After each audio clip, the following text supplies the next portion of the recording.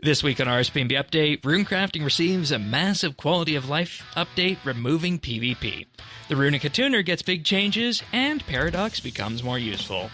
Also, Tumeken's Light and Resplendence are buffed. Finally, what does a Dragon Cup Leagues push look like? This is RSBANDB Update, episode 1057, recorded Thursday, October 2nd, 2025. Get off my lawn.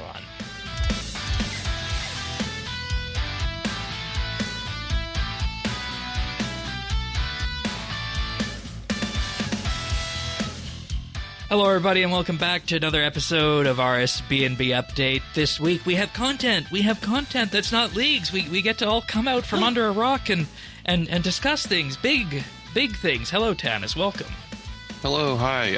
I'll discuss things, but I'm staying in leagues. Oh yeah, I think we all are because we all get to benefit from what's here.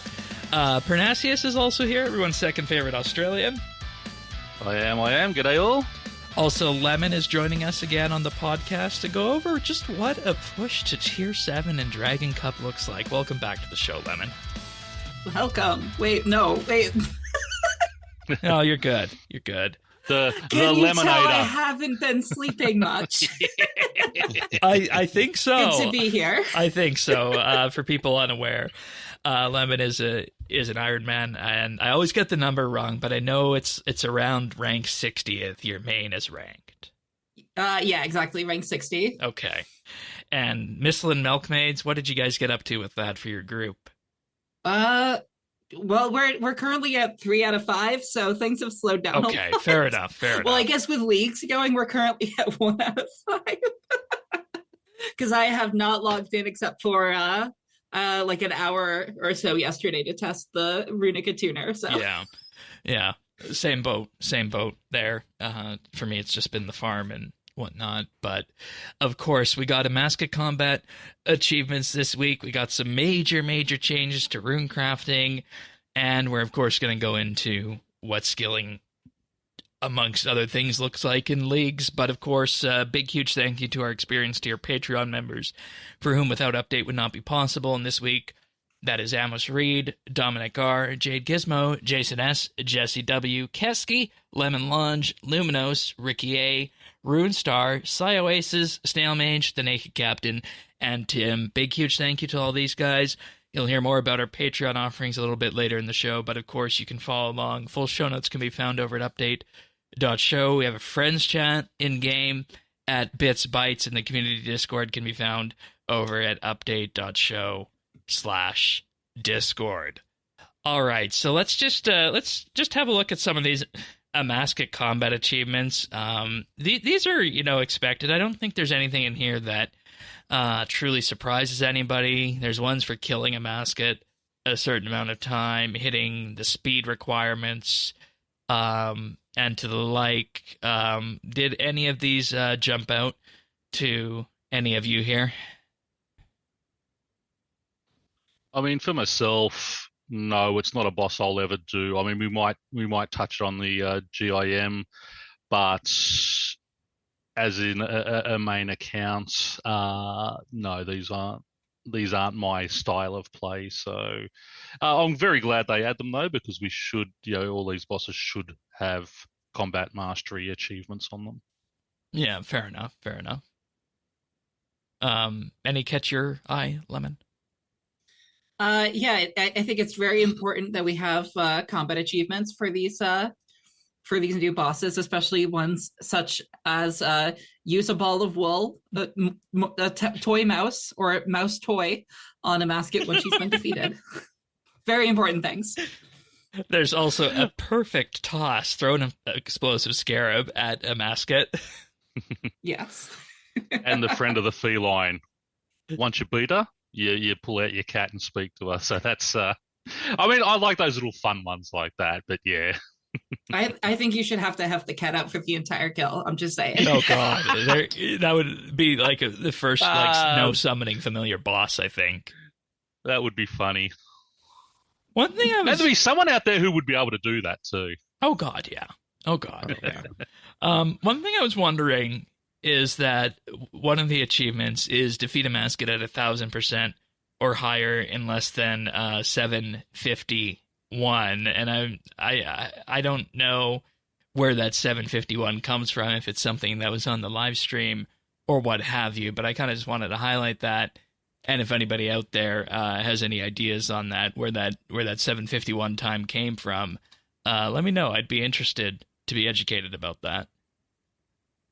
Because it's called the Master Speed Killer. So yeah, maybe. What did the world first get the kill in at 1,000 enraged? I don't know. I'm not entirely sure on that. We'd have to go back to the VOD to look at that. Another interesting one on the list here is to defeat a Amascut without killing any of the modest crocodiles. Wait. And in addition, How do you? And oh no, what was that? I don't. It's been a while since I've done a Amascut, but doesn't something bad happen if you don't kill them? Oh, and maybe it's just an adrenaline debuff. Never mind, that's not too bad. Yeah, defeat without defeating any modest crocodiles, but there's even bigger ones. Defeat a Amascut in rage mode without anyone taking damage from the gatekeeper gorillas and without reflecting damage from modest crocodiles. So those crocodiles can just kill you. Yeah, I think we had that in a few of our groups. Somebody executed themselves by firing off a death skulls at one of them. So yeah, you just have a head empty moment for 3 seconds, and suddenly you're dead. Are they called modest crocodiles because they're wearing pants, or? We never figured out why they were the modest crocodiles. I don't know, but I love that name. The modest crocodile. Then there's things that just require you to be really focused, like defeat a Amascut without stopping any of the scarabs from spawning, because you can do that, but it makes it more difficult to complete the kill. And then when you're looking at the Grandmaster levels up and above to that, there are the options of defeating a Amascut at 2,000% in rage while completing Scabrous would be proud. In a wild crocodile in the nick of time, there cannot be light without shadows, and this might be a catastrophe. So that basically means is that you are going for the perfect run at that 2,000%. And then finally, there's one for defeating a Amascut at 4,000% or higher, which was supposed to launch this week, but after discussions with players around the League's community, they felt it would be best to hold off for the time being. So the release date for that is pending. But yeah, that makes sense to me. Hold off until after Leagues and not try it, not to suck the air out of the room for it. Yeah, and that's one of the things that really stood out to me was that we're getting major content updates in the middle of the League, when typically the past history for that on old school was that you don't do that, because this goes to our next thing that we have on the list here. There were major buffs for both the Tumeken's Light and Tumeken's Resplendence armor set. In particular, for Tumeken's Light, they increased what they say are minor tweaks to ensure its identity as a legendary weapon. And they say, while we were happy with the identity around tagging monsters, it didn't quite hit the mark as a multi-target melee weapon. As a result, we've tweaked some numbers to ensure that it's consistently better for tagging monsters, but it should now deal solid damage against secondary targets during multi-target boss encounters. And I guess they're trying to position it to be more of a boss melee weapon, because literally everybody, when this came out, said that, oh, this is just a tier 95 Slayer weapon for what it was. Yeah, I can't think of anywhere in game right now, except for maybe Raksha, depending on how this works, where this is a weapon that I would want to bring over, say, like an Easy K. Yeah. Now, one thing that we have talked about at several points over the last year or two, is that they like to introduce something and then later on introduce a boss with mechanics that something that the reward space then becomes very valuable for, like we saw with the Lord of Bones Codex, for example. Right. So it could be that we'll see something in a future boss release where this becomes very useful. So. Yeah, because we're looking at a increase of the duration of the lesser purifying light from 15 to 30 seconds, increasing the range of the special attack from 1 to 2 tiles, 3 with halberd range, with the note that this will still only hit 9 targets at once, increasing the damage of the lesser purifying light from 25 to 35 to 45 to 55. So that's a a big increase when you look at it there, and then just overall giving a bigger increase from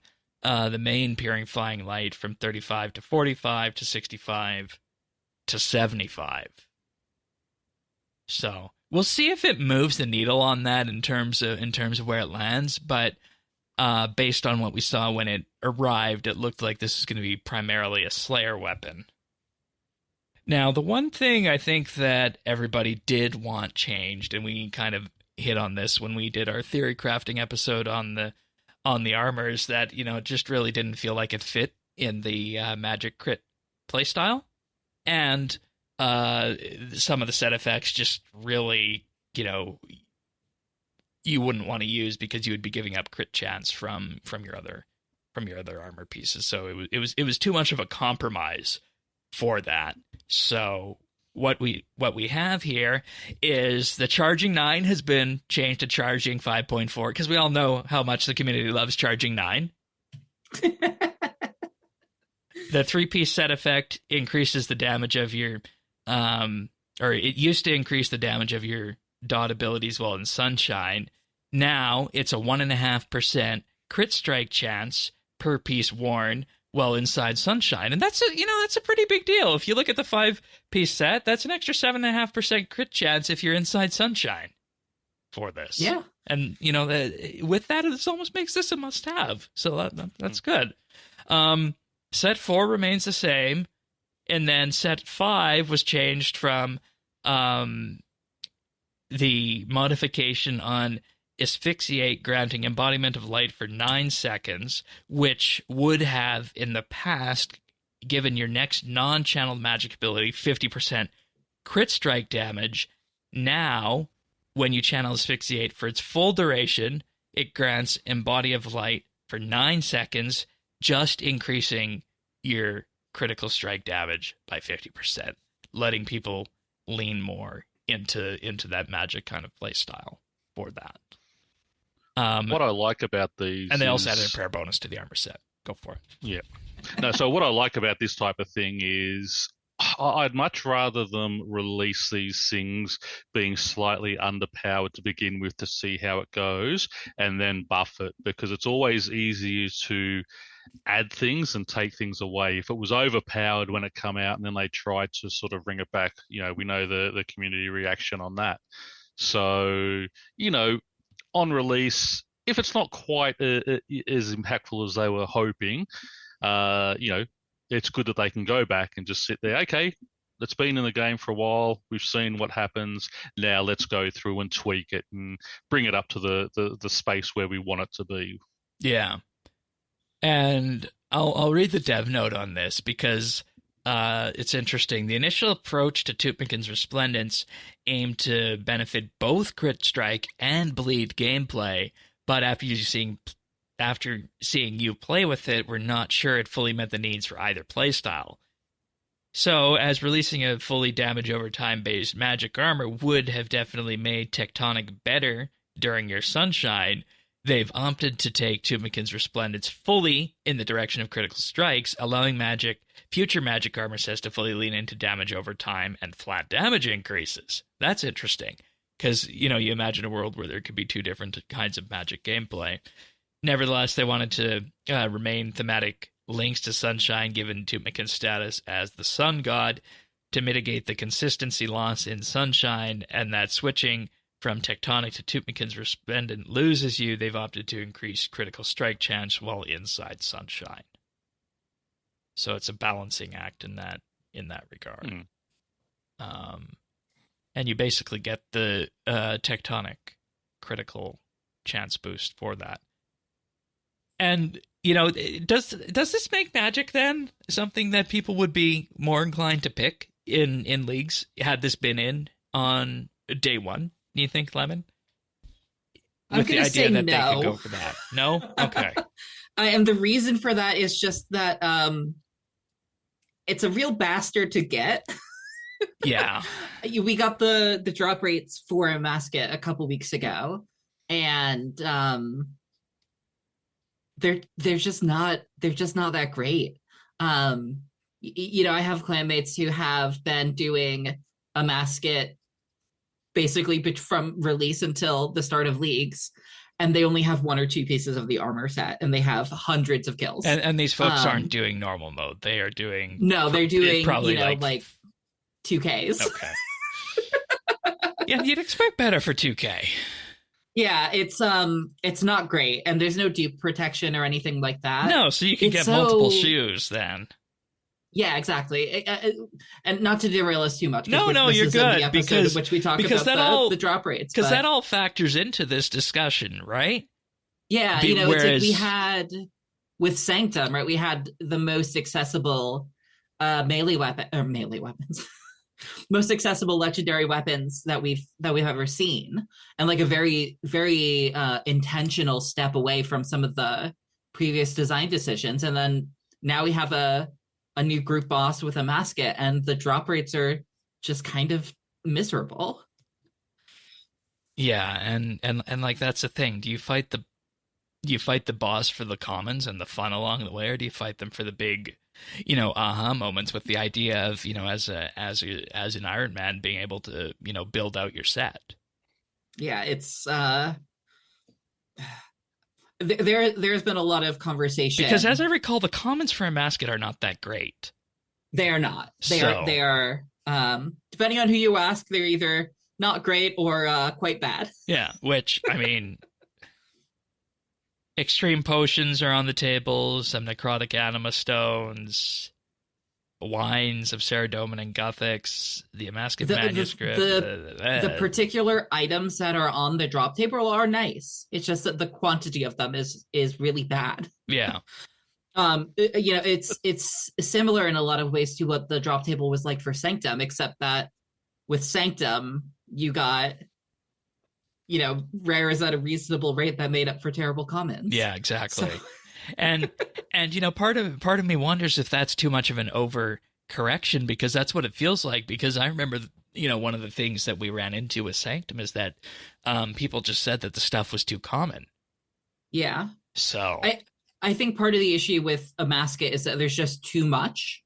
There's just too much going on, right? You have 5 pieces of armor, you have a melee weapon, you have a necromancy weapon, you have a necromancy nexus, and then you have the shard of Genesis. So that's what, if I was counting, 10 items somewhere around there. 9 key items you could get that you're aiming for outside of a common. Yeah, it's like, ooh. There's no dupe protection on the robes. Yeah. So and see, that's the thing I think that Leagues teaches as well, is that if you have 2 months and you're going into a combat style, you don't want to have a combat style that takes until the most endgame of endgame bosses to get good, right? Yeah. So I think Leagues has been a very good example for a lot of players. Between both this has been the first time a lot of people have played an Iron, and also the boosted drop rates are great, but that doesn't solve anything where you can just get 10 of the same drop in a row and not the drop that you actually need. Yeah. A lot of people who have gone down the melee route have gone for Lenikea's spear. With the 100% accuracy, it acts as a tier 90 weapon with additional poison synergies. But it has 4 pieces that all have to be obtained, and they have no dupe protection. Yeah, I've seen obscene. I think we had a few of those in Clan Quest on the Raptors tables of people. Yes. I think it was Remo, wasn't it? Who had he got 7 of one, 4 of the other 2, and hadn't got any of the final piece that he was going for. Right, and that's just miserable, right? It doesn't matter if you've got 6 times drop rates or not. That's just miserable. Exactly. That's why I like drop in order. Get that one, then that one, then that one. Repeat. Or just drop essences and let you craft whatever pieces you want. Well, even better. But yeah, I mean, it's been an eye-opening experience for everybody on numerous things, and we'll talk more about that after. But runecrafting. Oh boy, runecrafting changes this week. Looks interesting. Yeah. So the 110 runecrafting, of course, brought in the need to get the Abyssal Runic Synapse and Ilm's Thread, and people were going horrendously dry off those. So the chances are now 1 in 50 to allow for a more organic speed, but bad luck mitigation will kick in with the amount of times crafted rather than runes crafted to stop low-level runes from being the meta to obtain these items. If the player does not receive the item within 74 crafts, they are now guaranteed on their 75th. Thank you. Love that. Excellent. Love that. Yeah. So here's the thing. with the second item in this, right? The added functionality to the Abyssal Runic synapses at Orania Altar to get 250 runes and a magical thread. Yeah. Because they changed it so that it was based on the number of times crafted, all you would need to do is fill up your pouches, go to the altar, empty all of your pouches onto the floor, fill up your inventory with, say, like, gems out of a gem bag so that you have 1 inventory space open, and just pick up and craft over and over and over again. And I've heard that people were able to get as much as 3 rune pouches an hour. Wow. Okay, maybe. which is why we had a hot fix later that day to change this so the synapse now drops after 10,000 essence crafted, and the thread after 7,500 essence crafted. Okay. Who could have foreseen that? Yeah, well, exactly. I mean, that's Whoopsies. what I mean. The RuneScape community they'll come out with some ridiculous out of the box thinking ways around things, but you gotta take your hat off to them, because it's like, who would think of something like that? It's almost like we had the same issue crop up, I don't know, 4 or 5 months ago, whatever it was, that we had the runecrafting tool add-on update. And we had Prosper now work for runecrafting, and people were doing the same thing with Prosper. Oh, to get God. Just an inordinate amount of clues per hour. So who could have seen this happening? I didn't hear about that one, so there you go. That is hilarious, but good that they got that fixed with the hot fixes, and that they added bad luck mitigation. You can't go dry here for that. Early bird bonus. That's right. What was the? Yeah, no, this was a saying we had on the old school show. Play early, abuse often. Yep. Speaking of early bird bonus, if I could just jump down a little further in the notes. Yeah. They have changed the what was the abyss bonus and the wicked skull bonus has been made a core part of level up bonuses for runecrafting. Yeah. I'm not sure how I feel about this, but continue. So that the bonus that you would have gotten using the abyss and using the skull are now just part of the level up, so that you no longer need to use those items or use the abyss to get full XP. If you wanted to roleplay like it's 2008, you can do your nature rune crafting runs using your Kayat to teleport to the jungle. Or no, it was a Grak, wasn't it? Either the Grak, yeah. And notably, this bonus only applies to normal runes. It specifically says in the toolkit, the tooltip, that it doesn't apply to necromantic runes. Correct. except that it did. Oh, Oh, Oh. So people had a real great time of getting. I think I was hearing 2 mil XP an hour doing miasma runes oh. for a couple hours after release. Oh well, good for them. so this I don't know if you recall when Necromancy was released, a similar thing happened with the Yes. Abyss bonus. Yeah. And Yeah. I think that lasted for a couple of months before It it got did. patched. it did. But this time it only lasted for a day. Not even. Ay. And,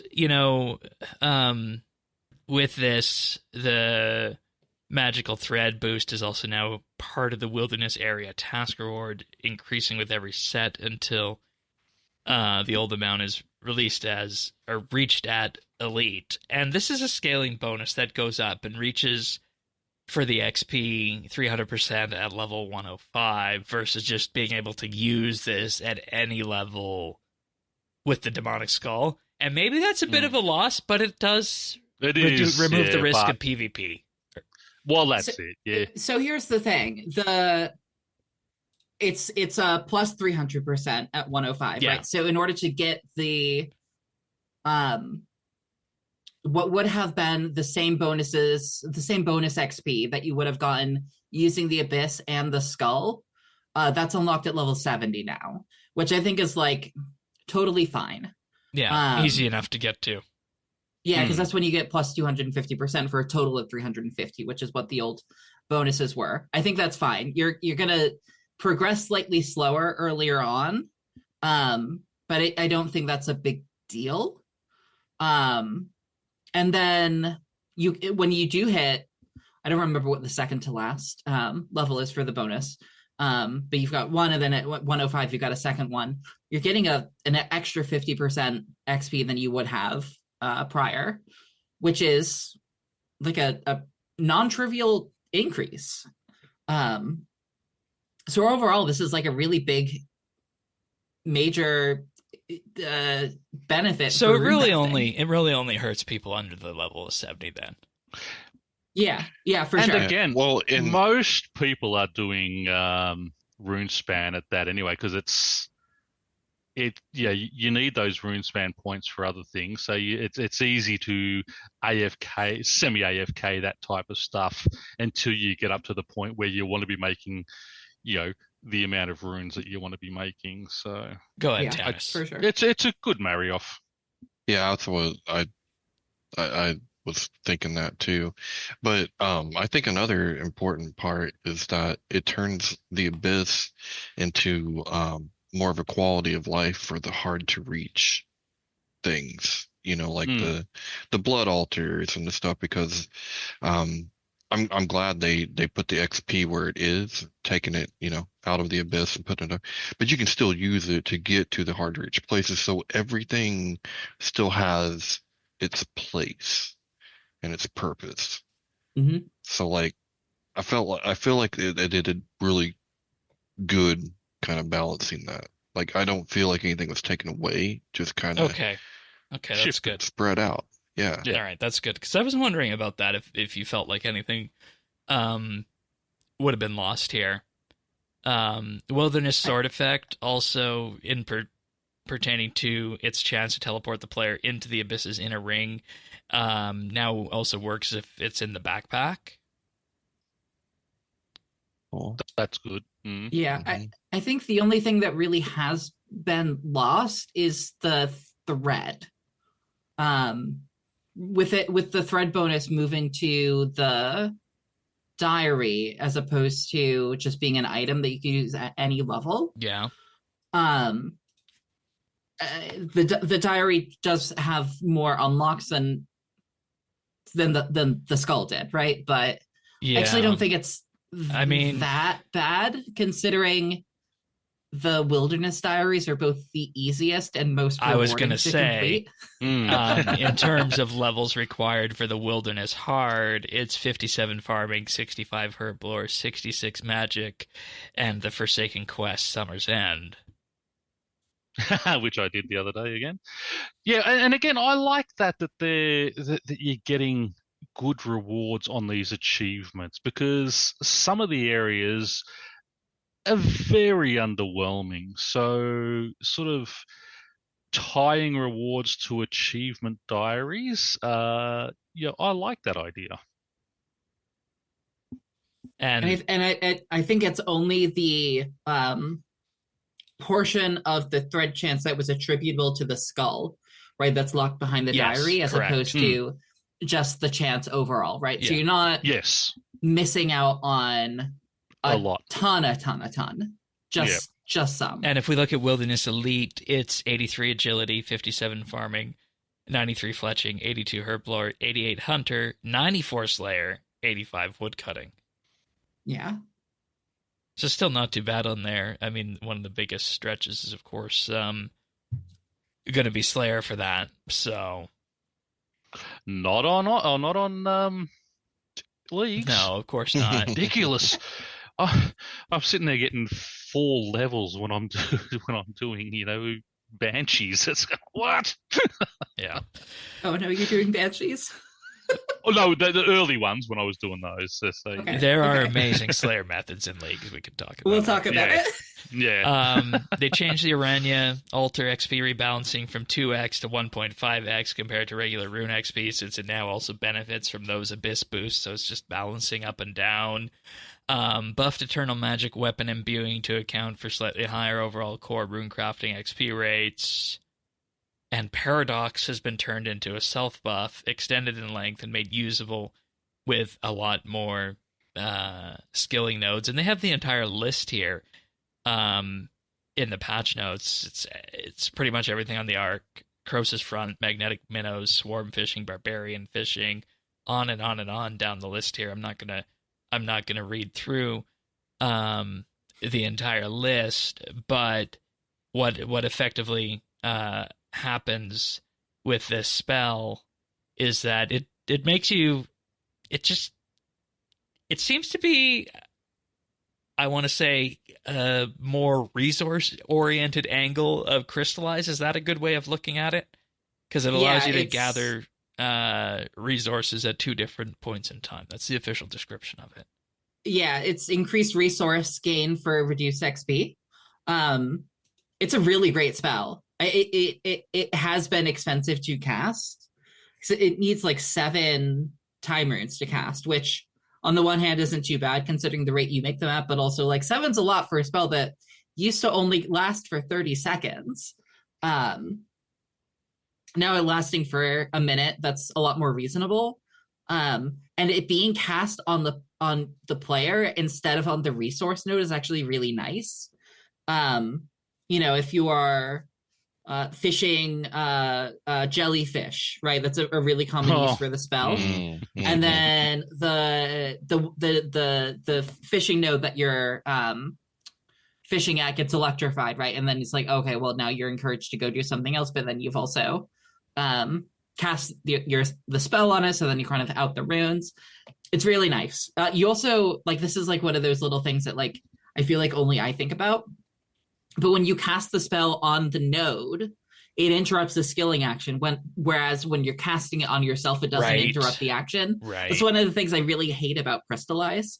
And I really hope that we get the same treatment to Crystallize. Crystallize is not nearly as expensive. But it being a 30-second duration and having it interrupt your skilling actions and stuff, it would be so nice if they would do the same treatment to Crystallize. Yeah. Is that like when I fill my wood box, it sort of seems to take I fill it off the action bar, so I don't stop wood cutting, but it seems to interrupt and slow down the wood cutting. Yeah, the ore box and the wood box, and I think the soil box used to stop your skilling action if you clicked on it. And I think that they fixed that at some point in the last couple of years. Not the wood box one, because it's still, okay. I notice because it's totally different to the mining one, because I click on the mining one and it just keeps going, it just goes in. But the wood box always, the character sort of seems to stop, fill the box, then go back, and when you're watching your XP drops, it always seems to be a a tick or two lost there. So that's interesting. Yeah. Sorry. No. That's perfectly fine.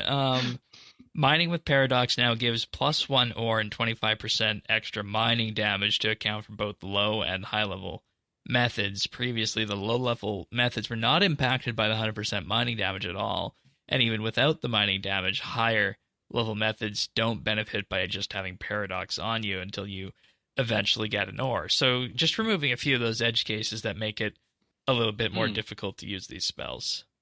Yeah. Also worth pointing out that for mining, it now works on Rune Essence, which is not the best way to gather essence, but it actually does make straight up mining it a lot more viable. Oh, that's good. And also works on porcelain clay, which is really nice. I haven't. Some people may be familiar. I have a low-key obsessive spreadsheet about urns. And I will need to go back and update it to see, is it going to be worthwhile to use Paradox there or not, because a lot of the value that you get out of making urns is also the XP that you get. So it's right. like the trade-off, is it going to be worth it? I don't know. Yeah. All right. Fair enough.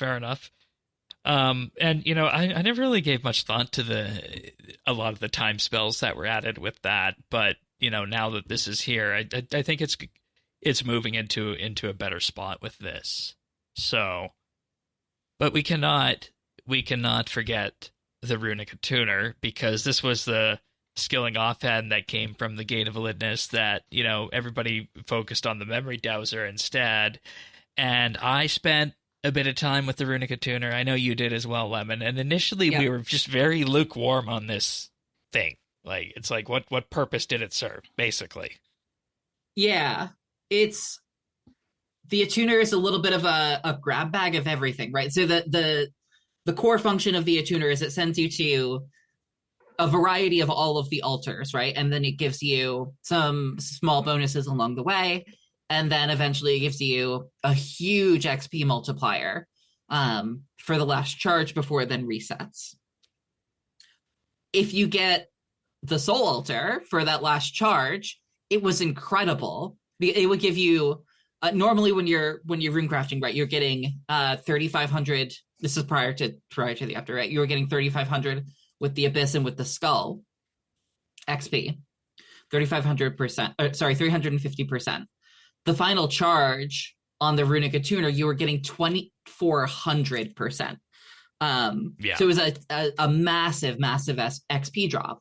And the way that they've updated it is that, among other things, you get to choose your last craft now, whereas before it was random. which I think is good and necessary, because when you're using that to maximize for XP, it has to be souls, and you don't necessarily want to go and throw it away on something like fire or even cosmic or nature at that rate. Right. So. Oh my God, my head is empty. I was going to say something. No, that's fair. So it also moves players close to their attuned altar when entering the Abyss. It also now linearly boosts the chance to attune to higher level altars with every charge, rather than at 20 to 40%, rather than it charges 20 and 40, because that was a bit weird that it did that. So it's going to be a linear scale on that now. And it now attunes to any altar every 7 charges, allowing players to go to the altar of their choice, which lines up for the one at the end. So and previously it would have been about an 18% chance to get the soul altar on the last craft, whereas now that's not something you want to gamble with. You always get it. Yeah. So it's like the difference of like, do I get like 900k XP an hour, or do I get like 200k XP an hour? And now it's guaranteed. That right? is such a nice thing to have. Yeah. So your final lot of XP for doing a full charge on the soul altar, on that last charge of the Runic Attuner before it resets, you're getting with exquisite urns and the urn enhancer, you're getting about a 600k drop. I did it the other day and I didn't write it down. It was either like a 602 or a 605k.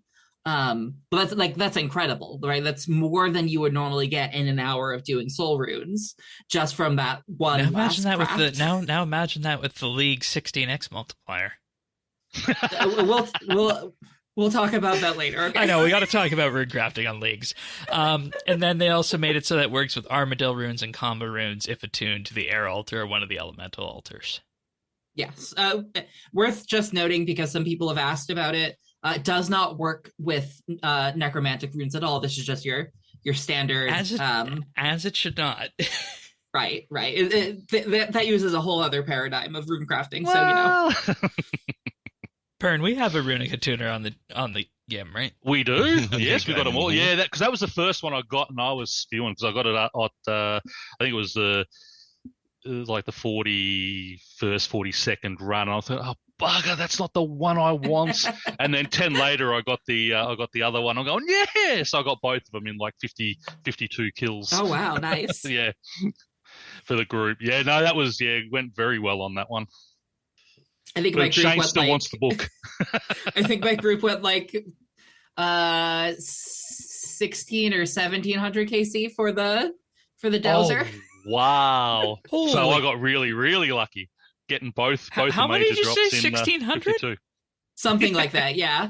I did like 500. One of my teammates did like did over 1,000, and then two others did a couple, and then somebody got one at the last person got one at like 20 KC or something like that, of course. Yeah. Yikes. Well, that's RNG. That one lucky person. Yep. You just got to complain more. You type in complaints in the chat, and it generally shows up within the next kill or two. So, the attuner has received a massive boost, right? Yeah. It's way more viable than it has been previously. Yes. That's what I was wondering about, because it felt like that based on these notes, but I wasn't sure where it was going to land. Where it lands is like a little bit of like, it's not entirely clear, right? Because it doesn't have a very clear identity. So like within the larger runecrafting paradigm, right? If you want just like pure fastest XP per hour, you're going to be doing time runes, which were on the high end already. They were like 1.1, 1.2 mil XP per hour. And then they're a little bit higher than that now, right? Because we've gone from that 350% up to 400% now. As well as like, because you don't need a skull anymore, you don't need to be opted into PvP, which means like your surge and dive cooldowns don't overwrite each other. Anyway, that's like a minor buff, but you've got that on one hand. On the other hand, you've got soul runes, which are really, really important for irons because the biggest hurdle for training runecrafting is getting pure essence. The best way to get pure essence is killing some kind of abyssal demon. Yeah. Which is somewhere in the ballpark of, like 12, 13k pure essence an hour. Which is wacky, because shouldn't you think that the best source of essence should be mining it? Yeah, I mean now with it is on with the paradox update, it's a theoretical cap of 12k pure essence an hour. So like, yeah, that's a lot better. But it's also like,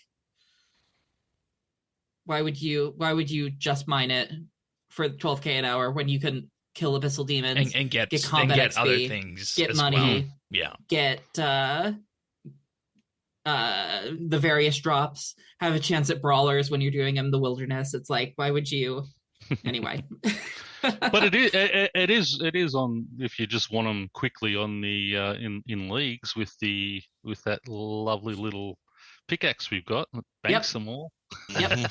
That's wonderful.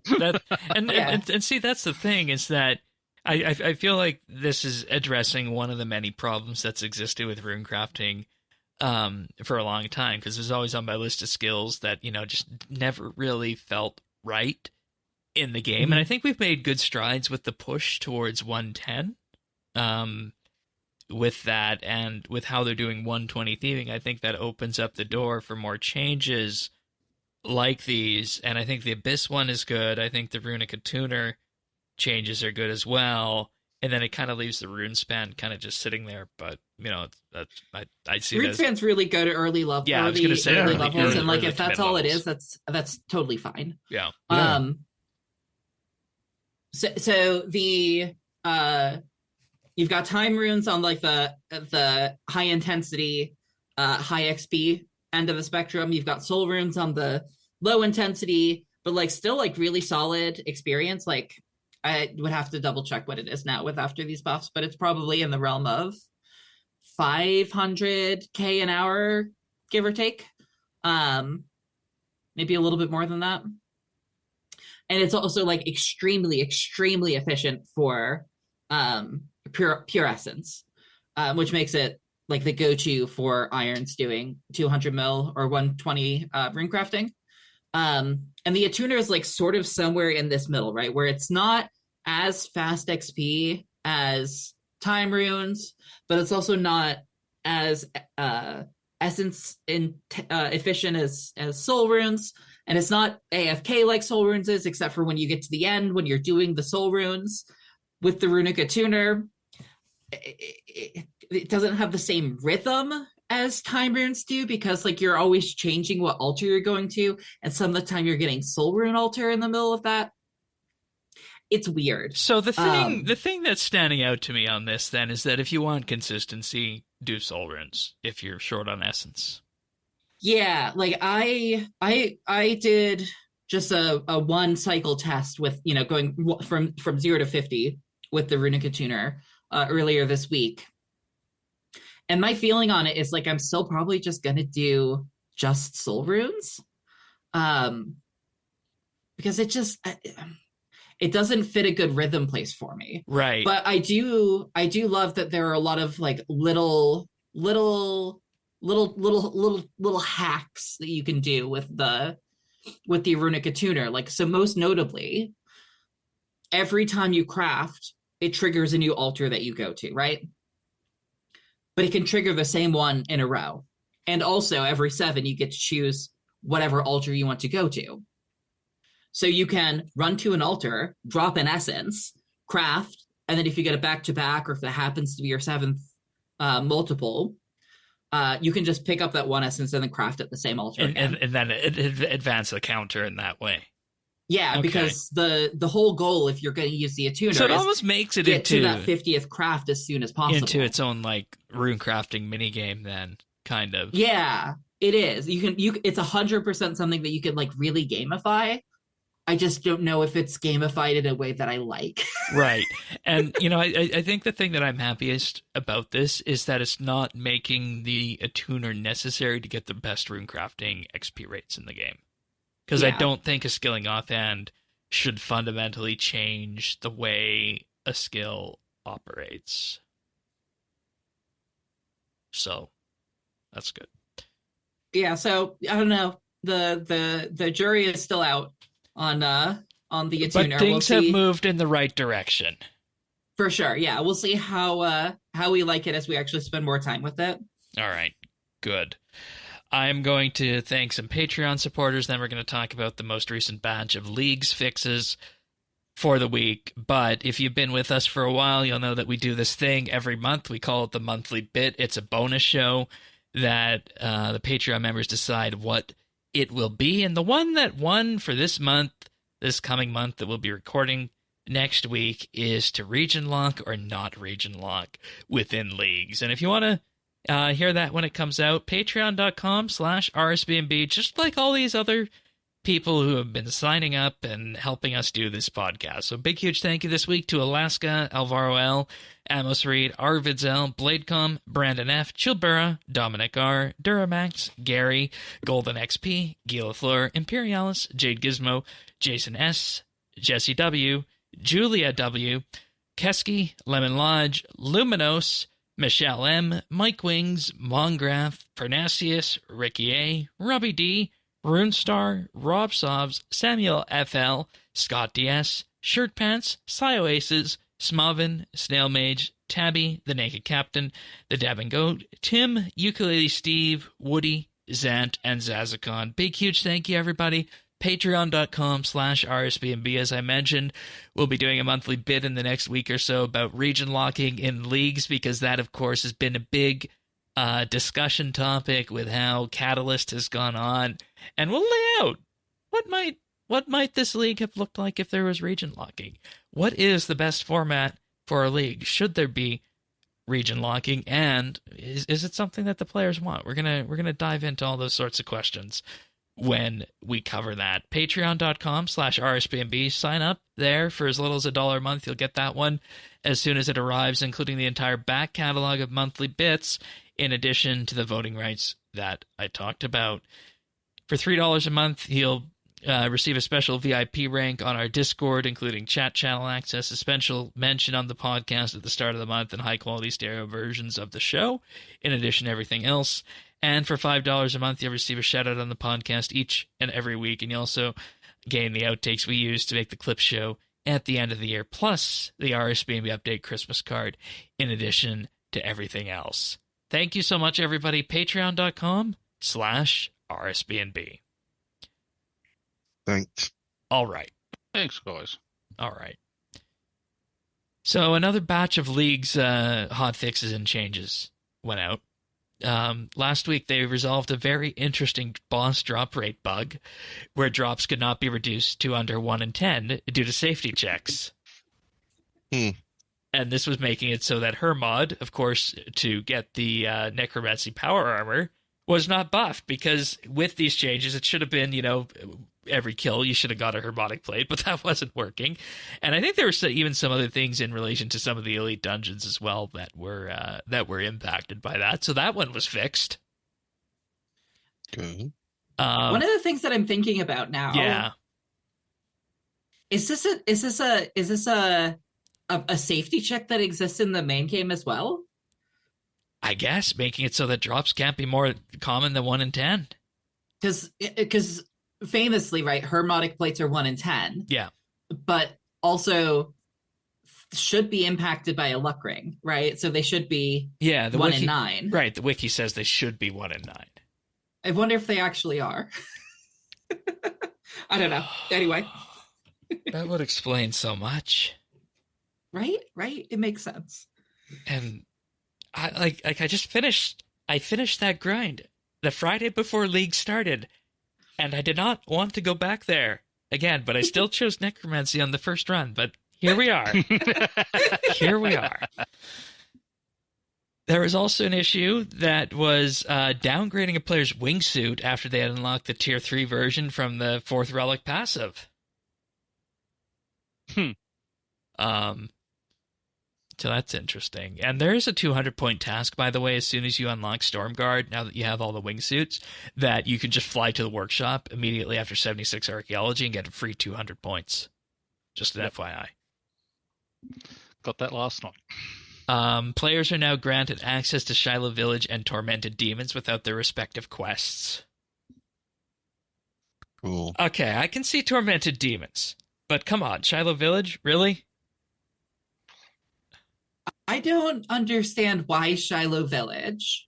Duradel. I understand it's a quest that people don't like, which is like, okay, sure. But I'm not sure why. You can only get in there by climbing over the fence anyway. Hajidi won't take you there unless you've done the quest. But what do you need to be in there for? Like there's a couple of tasks for like catching a salmon, using the agility shortcut, mining gem rocks, that sort of thing. Yeah, the gem rock is closer to the bank, but that doesn't matter if you've got the pickaxe. There's a little fishing spot down there. There's not a whole lot. Oh, there's also the clues. There's I think easy and hard and medium clues both have one that's in Shiloh Village. So if you have the clue relic, just swap the clue. Right. Yeah, I know. But yeah, I don't know. It's an emote clue anyway, so. Well, that's exactly. So yeah, I don't know. Well, I've done the quest anyway, so it doesn't Yes, matter. qualify. Yeah. Speaking of quests, a new passive has been added to Tier 3, so the drum and staff can now be reclaimed from the sage, allowing basic fairy ring access. You will still need to complete the Fairy Tale quest line for access without the staff or Fairy's Flight relic. Also, can I just throw in one there? If you are doing the Fairy Tale quest line, between 2 and 3, it takes time before Very Good Fairy or whatever her name is actually shows up, so you can actually start 3. I did the Fairy Tale 1 and 2 last night, and just kept going back to try to do number 3, and she just hasn't shown up. So just be aware of that. If you are planning to do them, you will have to take a break between 2 and 3. And again, I don't remember what exactly needs to happen there, but I do remember running into that when I did the quest line on the GIM. And here's the thing: Lost City is a 5-minute quest to get a drum and staff, and it's worth 80 points to enter the Lost City through the Lumbridge Forest. And you just have to take off your hatchet off your tool belt to fight the thing. So I don't get these. You need to do part of Fairy Tale Part 2 to access the fairy rings. Yeah, so what's the point in getting the staff if you can't? Still not that much, but Exactly. Although I will say, I may be misremembering here because I haven't taken Farmer's Frenzy, but I believe that relic was causing some issues with the farming quest, and one of those would be Fairy Tale Part 1. Or Fairy Tale Part 2.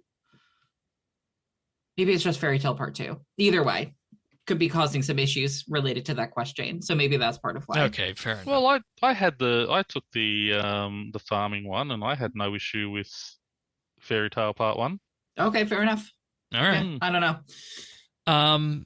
Upon reaching Tier 5, Raziel and Hermod can be fought without needing the quest lines completed. Nice. Yeah. How do we feel about those ones?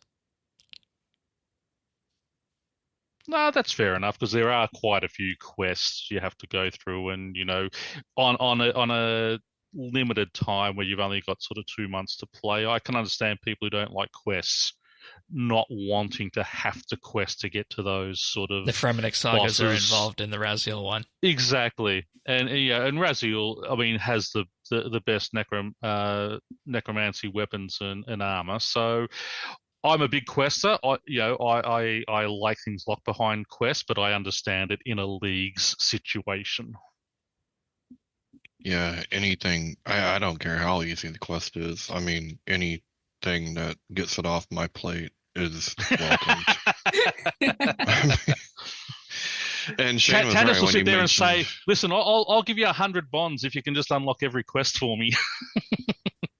For real, I mean, when Shane was saying last week, the game RS3 is locked behind quest. I would add yes, and the majority of them are shitty. And you don't need region locking. It's all locked behind quest. So yeah, I can run around the world. I can't do a whole lot. Shane's 2 favorite quests need a big update. Yeah, the summer quest to fight Corp, right? Yeah. Oh, Those are miserable. I did those two nights ago, and yeah, they I mean, they're easy enough, but they're so janky. And just to try and walk that's them onto after the they got plates, Mod Shrike recently did a QOL pass on those, and that's already in the game. So that's after QOL. No, I'm sorry, there doesn't feel like a QOL on that. The Sun Sphere is also now unlocked after reaching Tier 5. Yay. That's a good one. Yeah, for people. Why did people want that, by the way? It's all 3 weapons in one, and it's augmentable. Yeah. Is it tier 70 or 75? 78. Oh, 78, 75. yeah. No, okay, so basically that can be my magic weapon after I get to 70, 75, 78 then. That's my magic and range weapon once I hit 78 on both. Okay. And the way I figure it, if a tier 60 with an extra 500 turns it into a tier 90, then tier 75 with an extra 500 has to be even that much better, right? I don't know the numbers offhand for tier 75 for Melee, but You are Gotta definitely be more than you 60, are right? definitely in the beyond the level 90 range in damage on that. Yep. Yeah, I mean, you could So- just that's a decent weapon at tier 5. One of the things that people really wanted with this and they weren't able to do was Vires. auto completing a lot of the vampire quests Yeah. for Mm. Vires. No. Like, No, I think you should still to access Vires. I think you should still have to do the quest series.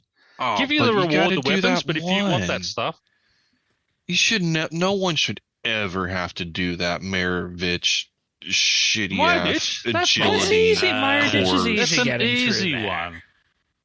That's I mean, hang one on. of the runners for worst quest in game. For Like, someone, that's- for Tanis, I can understand because it's very, you've got to be accurate with your clicking and such. So I can understand Tanis, but for the majority of people, I don't think there is any issue at all with having to do that quest.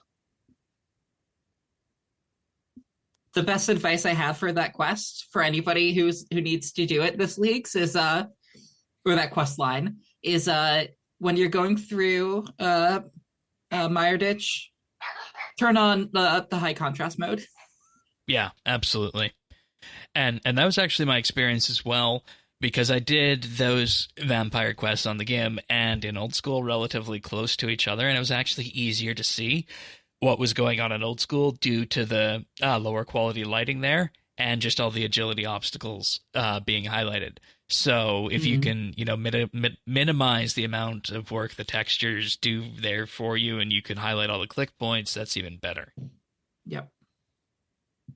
New Foundations has been buffed so that the building speed of the fort and the experience earned are just the building speed, not the experience. That would be crazy if it was the experience, but just the building speed was increased by tenfold.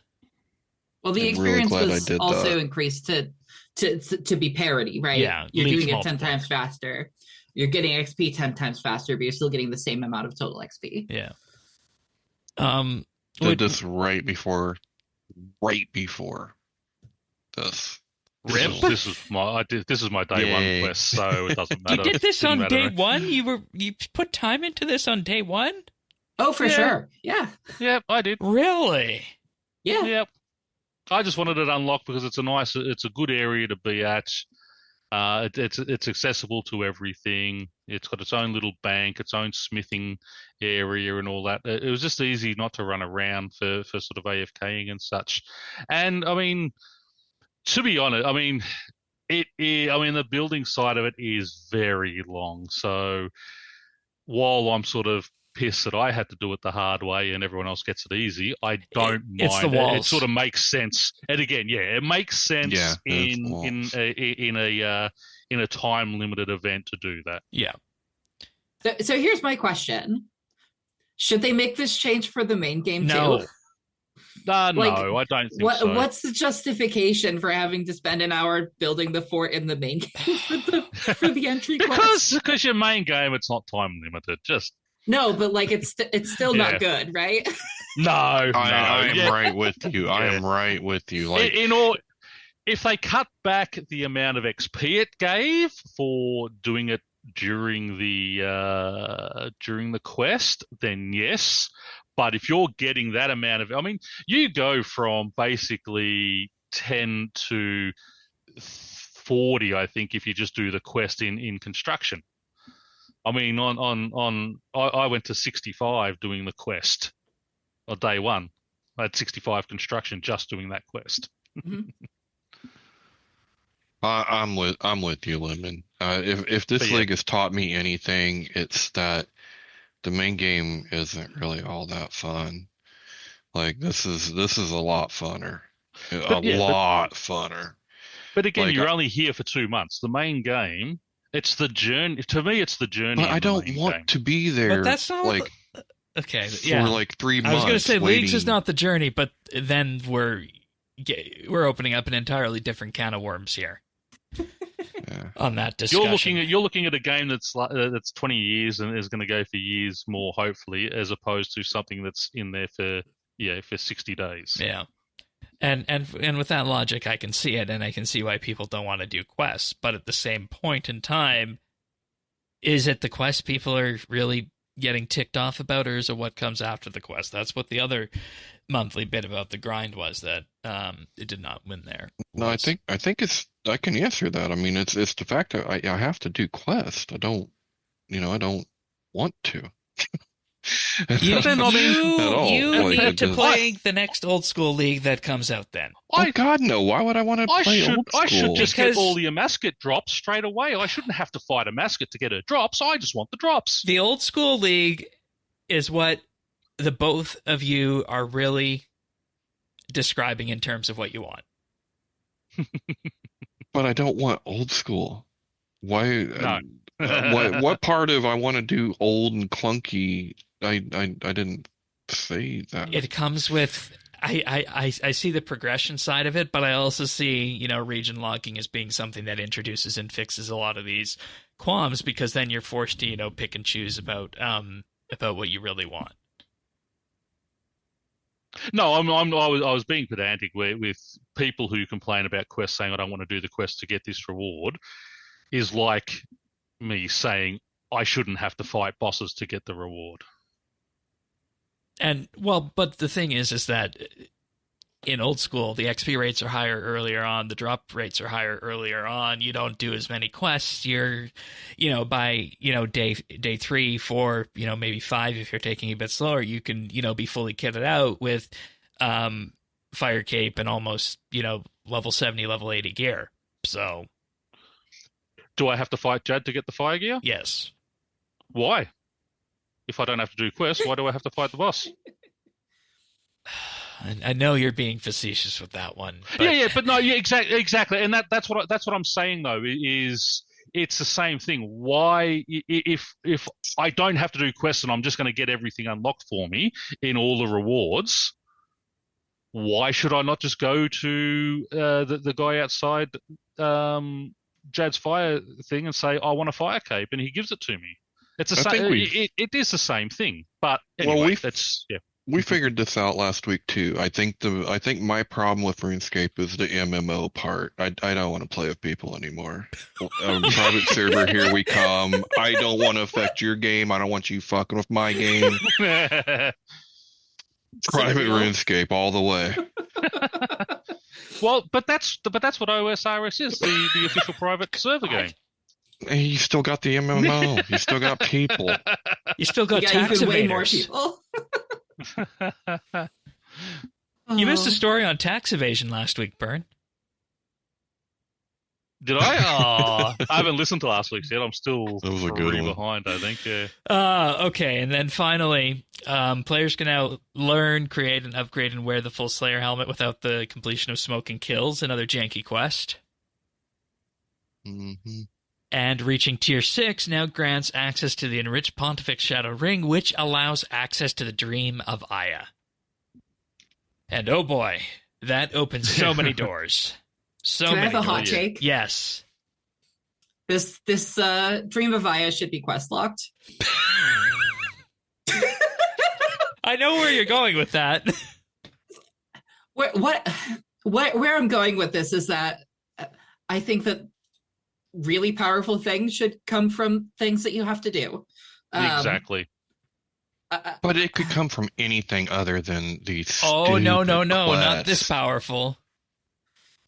I mean, And this, Dream of Aya is like simultaneously really, really, really powerful, and also like not that powerful.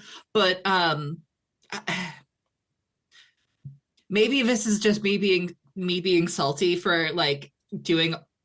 It's not doing Extinction that's the problem. It's doing everything Desperate before Times and that. Desperate All the Measures, stuff like that two leading of up the to it, worst yeah. quests. Exactly. as well as the Vault of Shadows. Like that in particular was really bad for me because like I wasn't paying it. I somehow missed in my notes that I needed to charge all of the shadow anchors for that. So when I turned in my first 2 sets, I turned them in to the museum for the extra chronotes instead of turning them into Sorin. Oh no! So I had to get it. It worked out fine in the end, like honestly. But I think that quest should be part of leagues. Like I don't know how else to say it. Like to me, Leagues is about RuneScape as a whole condensed down into a faster process. Yeah, and I think there's just not doing quests doesn't jive with that. Right, quests are so integral but to it the should game. be a path. Like, that's what I don't understand. Why Sure, yeah, like, enforce you it? don't Why need can't to- it just be a path? But like, here's- why Yeah. can't?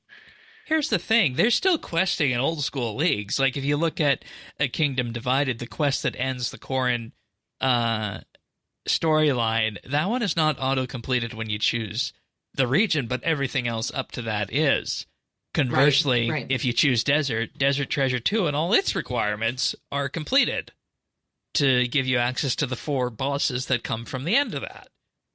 So it's a little bit more nuanced, and there are definitely times and places in old school where you want to do questing, and I think if you were choosing a region that unlocked, Anachronia and whatnot, and it had the Elder God Wars quest behind it, I think it's very likely that you would see everything up to, but not Extinction auto-completed. Yeah, which I think it's like a perfectly fine and reasonable way to go about doing it. I also think that maybe a better way to go about doing that for us is through a relic. Have a relic that like auto completes all the quests for you if you take it, like whatever. Yep. Boom! There we go. You don't get any of like the XP rewards Everyone's or anything happy. like that, but like Exactly. no XP, but everything you get is all unlocked. Yeah. I think See, that would again, be a good way to do it. That is great because someone would that they have to sacrifice something to get that. They won't be able to get Perkfection, or they won't be able to get one of the other relics. But yeah, no, I'd totally go for that. I am very tired of seeing this back and forth on quests and quest autocompletes in the community, because I don't think what people are complaining about is what they actually want. Sure, yeah, sure. I think the issue is that they want a faster uptick in terms of the progression in leagues, in terms of the make it take less time to ramp up to the point where you feel powerful. I think that's the first thing they want.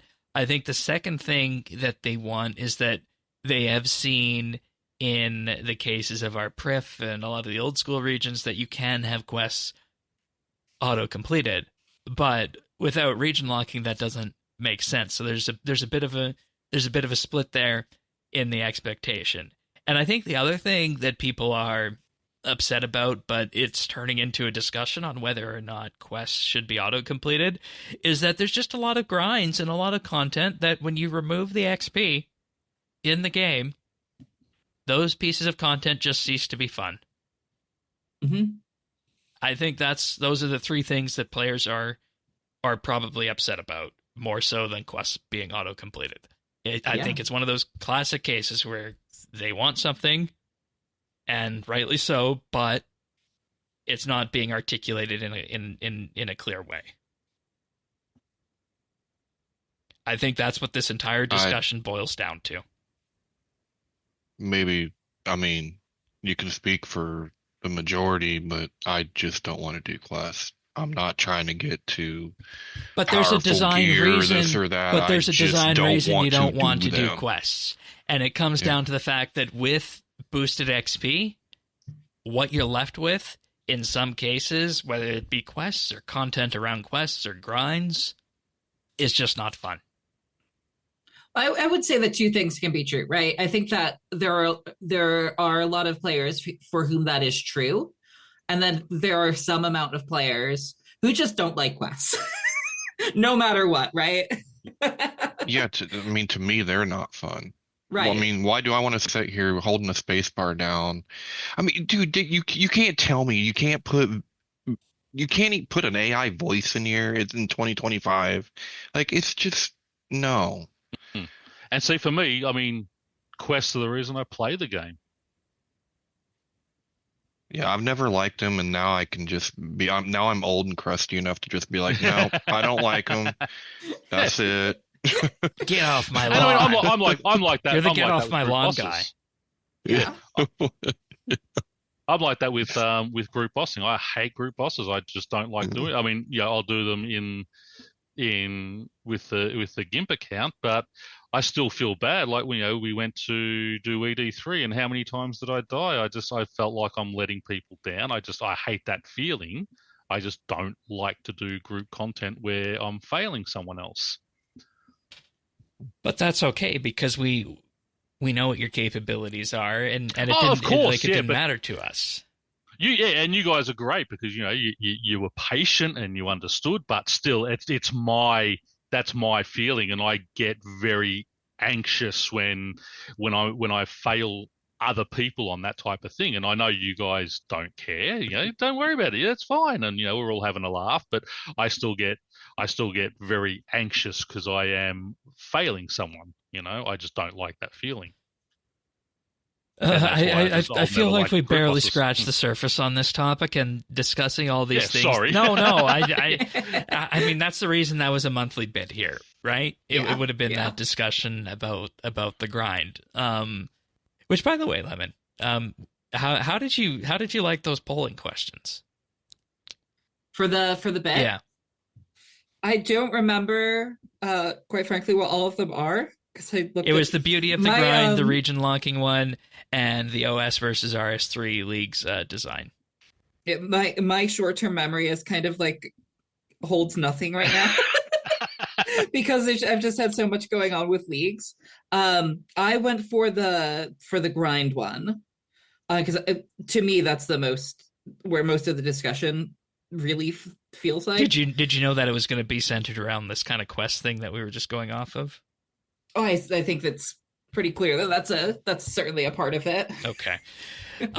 Well, with that, let's get to the big thing here. You push for tier 7 in the Dragon Trophy, which I think necessitates an entirely different playstyle than what a lot of the people were walking into. So obviously, this is your first league.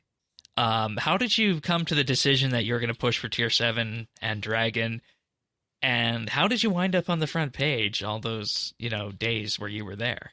Not only front page, if I can throw in, at one point, Lemon was at the number 1 position earlier in the week. Oh, I missed that. Last week, I think it was. No, she actually had the number 1 position, and that's where I gave her the nickname the Lemonator, as in the Terminator, because it's like she's just like Arnold Schwarzenegger on steroids. But yeah, I mean, it was just amazing. I think I believe where I peaked was rank 1 overall. So total level, total XP, and rank 5, I think, for leagues points. That one, it was 5 or 6, somewhere around there. So I knew that as soon as we knew that leagues was a thing. I mean, it was sort of a given for me that I was going to go for Dragon Cup, and I'm not there yet. Actually, it turns out that once you hit max total level and once you hit 50 mil XP in skills, like suddenly your points dry up. So I'm set at 51,400 right now. And 60,000 is the marker for Dragon. Yeah, so once I finish up skilling, I'll be able to knock out Dragon Cup pretty swiftly. But my goal, as soon as we knew that we had a leagues, I knew that I wanted to do 5.8 mil, 200 mil all in leagues. I didn't really have a plan in terms of like I want to do it right away versus like I want to like do PVM stuff first and pivot to that later. All I had in terms of a plan for leagues was my day 1, which sort of morphed into like a day 1.5. Okay. and what did that get you, tier and point wise? At the end of day 1, this sort of like kicked off my period of not much sleep that I'm still kind of in. I ended day 1 just after I got to tier 3. Okay. And this was before the point rebalance. And then day 2, I got into tier 4 and I didn't make it to tier 5. And then when the patch went live to reduce the point thresholds, that's when I hit tier 5. And at the time I was thinking that the point thresholds felt reasonable to me, which was probably an indication that they were too high. Yeah. Considering that based on what I've seen, that view would be in the minority. Yeah. Like the first night of leagues, right? I got 3 hours of sleep, right? The second night I got 4 hours of sleep. So like my sense of what it was reasonable was very skewed. So my plan was basically take a meander through the map, hit every destination and do the easy stuff while I was there. And then we didn't get we only had the easy and the medium task list up until a couple hours before the release of leagues. And I didn't really plan anything out further than that once we got that full tier list. Sorry, that full task list. I kind of just made it up as I went along. A lot of people have been singing the praises of the wiki and with the wiki sync and searching for the tasks. I didn't use that at all. And that's one thing we honed in on the last couple of weeks is that user interface in the game is excellent for finding tasks. It really is, unless you're stupid, and I'll get to me being stupid in a second. It's really great. The being able to search for keywords is wonderful. There are things that could be better in terms of like, you might not realize that there's a smithing task because in your head, the smithing task would be to make a set of orichalcum armor, and you would search smith or whatever, but the task is equip orichalcum armor, right? So then you miss that in your search. So there are some things like that could be improved on. But it's phenomenal the way that you can set the search parameter. You've got the keyword searching, and then you have you can sort it by tier, you can sort it by location. That's my favorite thing, the location bit where it automatically changes based on wherever you are. Yeah, you can filter by whether or not you meet the requirements. One of the things that's really great is like you can change the type, right? You can have it show everything.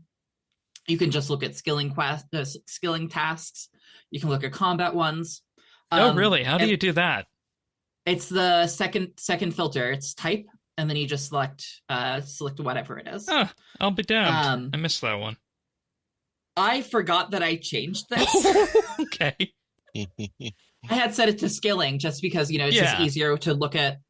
It's even if you're not putting in any of the tasks, you can just set it to skilling and then scroll through and like, I can do that, I can do that, I can do that. I need to get a couple more levels and then I can do that. I forgot that I had done that. So I was halfway through tier 6 when I realized that I just thought there weren't really a whole lot of combat tasks for some reason. And that just made sense because, again, hadn't been getting much sleep. So, and then like people in my clan chat were talking about, like a combat task for, I don't remember what it was, killing Calphite King or something like that. And I'm like, there's no task for killing Calphite King. And then I realized what was going on, and suddenly I had like 1,000 points that I could put together really quickly by going and just getting 1 KC at a bunch of bosses. So quite frankly, the thing that really enabled me to rank as highly as I was it was just a sheer matter of like putting in hours. Because at the end of the day, you can have the best, most efficient progress through the game possible. But if you're only doing 2 or 3 hours a day, there's no way you can compete with somebody who's doing 15 hours a day. Absolutely. So quickly, my relic choice was Did you decide on relics before you began, or yes, okay. 100%. I had my relic choice locked in for pretty much as soon as we had decent speculation of what everything was. The only thing I wasn't sure about was whether I was going to go specialist in the end or whether I was going to go ascension. I think that's that's a fair discussion with Malie. Yeah, so I took excavator, I took golden footed, I took fairy's flight because I didn't take farming frenzy, so it made sense to do fairy's flight. And then I took production master, of course, very important if you're going to be going for 200 mil all. Makes a lot of sense to take production master. Barbarism, I think melee is the style that made the most sense in terms of like being the most interesting and probably being the most powerful and the quickest to get started. The quickest to get started, but also like I had in my notes in terms of like reasons to take melee was that there are 2 melee skills instead of one of the other combat skills, right? I have an extra 200 million melee experience to get compared to any of the other styles, so it made sense to take melee. Obviously, I took Perkfection. The Banker's Note is kind of like disappointingly not that great. Yeah, no. Once you really look at what Perkfection can do, I don't think Banker's Note really makes sense anywhere. No. The best you could say about Banker's Note is like it makes training runecrafting better / easier. But again, see like the thing that we were talking about earlier where the issue for training runecrafting is not training runecrafting. The issue for training runecrafting is getting the rune essence. So like it didn't save that much time when I was doing my calculations ahead of time. Yeah. Which ended up being wrong, but we'll talk about that in a minute. And then I ended up taking specialist. Specialist just seemed like it would be more fun. So ultimately it's what I ended up doing. And I'm really glad that I did do that because it has enabled it has enabled certain training methods to be faster than they would have been otherwise. Generally speaking, like the way I went about doing things is focus on points entirely early on.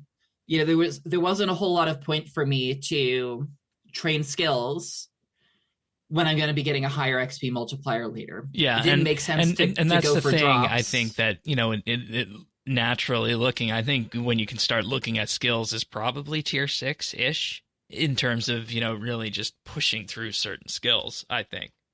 Yeah. It's like at every threshold, you need to do some amount of training a skill, but the amount that makes sense is going to be like, what is the next thing I can hit, right? You're not going to go for 99 mining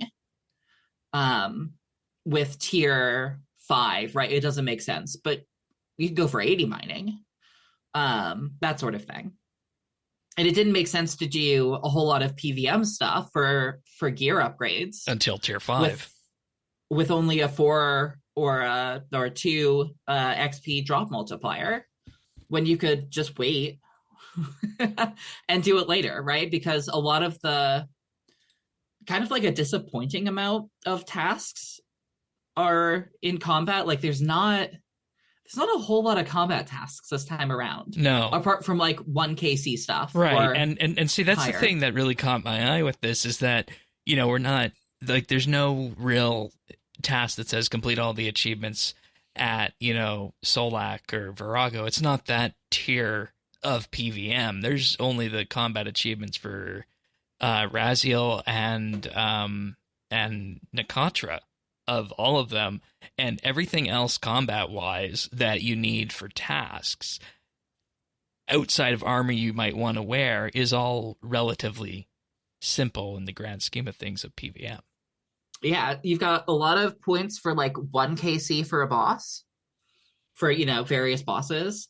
And then it's like the only other task that might be with that boss is like 100 KC and then like equip the RNG item, Dragon Rider Lance or a Scythe or a Laniakea Spear. And it's like, it doesn't make sense to spend hours on that And is that how we get to the production better at it master later. choice? Sorry, Is say that that again? is that how we get to your production master choice? Well, the production master just made sense as soon as I knew that was available and that I was going for skilling. Okay. And the thing that I was looking at with this, and on the second playthrough, I also did the clue one again, and maybe I should have done production master. You did the clue one again? I did. I'm only laughing because it's like you would think that you would want to try something different. Well, I did on 2 different tiers, so that's okay. Which we'll get to after. But I calculated about 5,000 points in clues. But if you saturate the hard clue set and, maybe do, 15 to 20 masters, you're going to get, 2,000, 2,500 points out of that 5,000. And then everything else just requires so many more clues. So the thing you and I were talking about earlier in the week is that, if you want to really, go on the skilling side, production master is the thing to do for those 99s and 50 mils. Yeah. Yeah, the thing that really made it so that I was competitive with points for a long time was that, every 99 in every skill was, for a 99 in each skill was 200 points. So, you get a whole lot of points off of that. And then, that makes getting to tier 7 easier. Yeah. I didn't go for many 99s prior to tier 7. I think Invention, I would have had a 200 mil in tier 6, and Fletching, I would have had 99 in maybe the 50 mil task in tier 6. Right. Just because Fletching with Production Master is just comically fast. But yeah, a lot of the skilling points are, equip a set of Elder Rune armor, make a Bainite +4, some masterwork item. Yeah, the masterwork is so much time though. Yeah. So it really does, and this is like we said on the first week in the theory crafting episode, is you have to do what's going to make it easier for you to get the points. Yeah. And, with the full task list, you're right. So much is in skilling, not so much in PVM, that it kind of makes sense to lean on the skilling side here for that. Yeah, and even if your focus is on, I just want to PVM and I just want to have fun doing that, yeah, it still doesn't make a lot of sense to do a whole lot of PVM until you get your tier 7 relic and it's actually meaningfully fun and different. Yeah. I feel that way as well. And people say that's, maybe a bad thing, but you can, definitely get some of the lower prerequisites like your fire cape and the, tier 70 or tier 80 armor out of the way before you get to tier 7. But until then, focus on the points. Yeah. So, yeah. Okay. So that's, I think, does that mostly cover the push for, getting to tier 7 and, just extracting as many points as you can? Yeah. Okay. Yeah, I would say so. Do you want to move into more of the skilling side of it now, since we've been kind of moving around that and alluding to that with Production Master? Yes. Okay. So you told me something this week that I knew I wanted to have the discussion on pushing to tier 7, but you also mentioned you wanted to talk about skilling and what's worked and what's been good, but also the other side of that. So what do you got? Yeah, so ideally, when you're doing things in leagues, the relics, the various passives, the various interactions of things, makes it more interesting and more enjoyable. Or at or at minimum, meets your expectations of having, about a 16x experience rate, as advertised. But that's not always the case. So I want to talk about a few things that were really, I think, are the highlights of skilling in leagues. First of which is cooking, which is a skill that I was really worried about. Were we right that it was going to be cheese or wine? Neither. Oh. Okay, I want to quiz Tanis and Pyrn here. What do you guys think it was? Because I don't know. I think wine. I said cheese or What? wine, and she said no. It wasn't cheese and it wasn't wine. Oh, sorry. Yeah.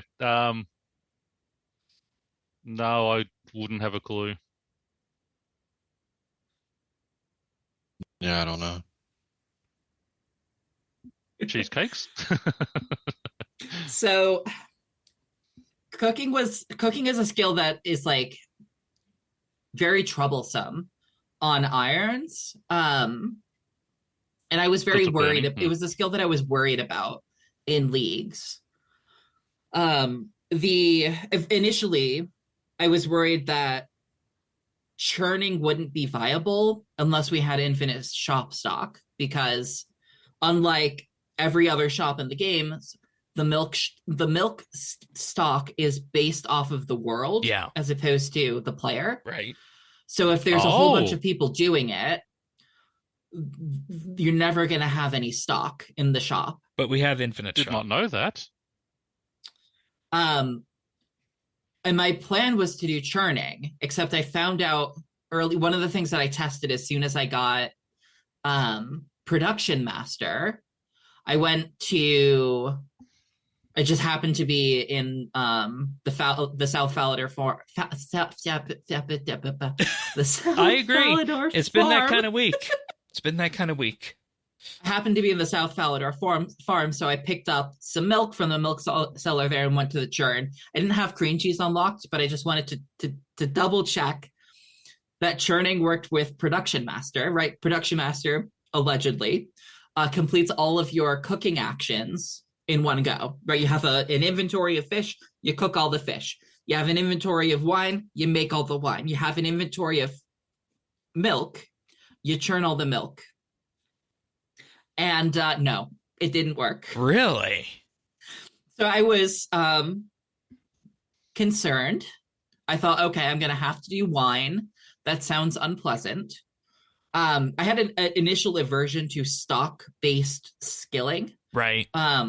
Especially when you had, like one of an item in stock, just because like that's lots of clicking.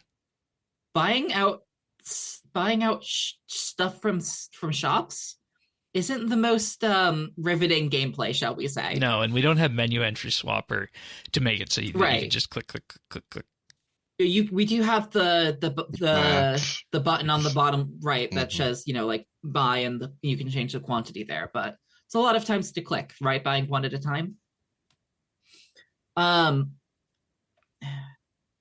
Normally on an iron, you would do bait and switch cooking, right? This is one of the things. As soon as we saw those first 3 relics for tier 1, I was leaning towards Animal Wrangler for increased fishing rates and for full cooking XP from cooking instead of half XP that you normally get from bait and switch.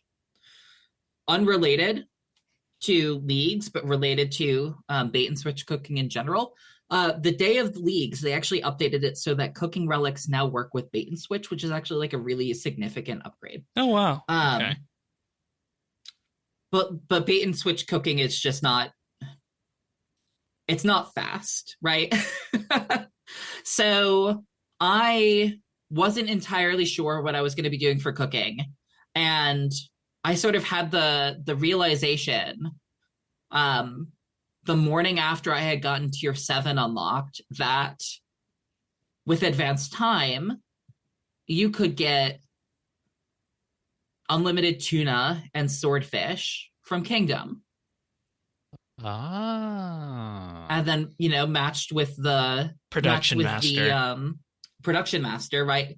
Cook it all in one go. I thought, okay. That could be pretty good. And, like just for giggles, I also, because I was very much, checking the high scores very frequently at that point in time, I noticed that nobody had gotten 200 mil cooking yet. So, I advanced time a bunch in the Kingdom, got a whole bunch of fish, cooked up the fish, was getting 40 mil XP an hour running from the bank in Prifdinus, right in the center there, to the bonfire, 3 squares away, back and forth, back and forth, back and forth. Took me less than 3 hours to get 200 mil fish, 200 mil cooking, doing advanced time, and cooking everything. And I was the first to 200 mil cooking because of that. Well done. There you go, folks. One of the reasons why Production Master's probably a good choice over Clues. It was great. I mean, like, cooking to me cooking is a skill that, like, on the one hand, I hate because it's very slow. On the other hand, I love because when you can do it, quote unquote, properly, it's a lot of fun for a certain definition of fun, I guess, right? So people may or may not be aware that when you're cooking fish on a fire or a range or whatever, what have you, it's a 4-tick action, but one of those is like a dead tick. You're not actually cooking during that tick. There's like a little down tick of downtime before you start cooking the next thing. And if you take your fish and you click on the range, you'll cook things at a 3-tick rate instead of a 4-tick rate. Oh, so, like, one of there's the a nice few points of tick skilling still in RS3. Most of it's been rooted out over the years. Yeah, it's really nice, right? So cooking has like a nice rhythm to it. And like, you can just like click on a fire, left click on a fire, or sorry, on a range, and then it'll pull up the menu and just hold down spacebar and you just click. But I actually prefer like using the fish on the range. It's a better rhythm for me. I like it much better. And it saves. And this had that same thing to it, right? Where instead of like using the fish on the fire, I'm running back and forth to the bank and into the bonfire. So much fun. And it was just like, it was a really nice, just like culmination of a thing that I was worried about, a thing that was really enjoyable, and a thing that was really fast, and a thing that like felt busted in the way that Leagues is supposed to feel. Right, which is something that, people have been saying they wanted more of. Yeah, it's like I went from, I think, 61 cooking to 200 mil cooking in the span of 3 hours. And it's just like, that is such a good, and it felt like, it didn't just feel fast, right? It felt like I had cheated something. Like I had found an exploit. It's about finding those things that don't work in the main game and making them work in Leagues. Yeah. So like cooking by far and away has been my favorite experience in skilling so far. Another great one has just been dungeoneering, because it sort of like has distilled the great thing about dungeoneering to me, which is like running your high level floors with cards for XP multipliers, and then not having to do a lot of the early floor rushes. The thing that I really dislike about dungeoneering is like having to slog through your first 30 or 40 floors until you get to the part where the XP gets so good you again. Could effectively have a floor that gives you 120k XP, and then you throw the 16x multiplier on it. Yeah, so when I was doing my warped floors, I was doing a mixture of solo and duo. Throw in just one XP multiplier card, because the solo cards are cheaper, but you can only use one of them, whereas you can stack up the group cards for a lot more expensive. And I got 6 mil experience for a single floor, and like that feels real good. I did up to 99 dungeoneering. I did through elite dungeons.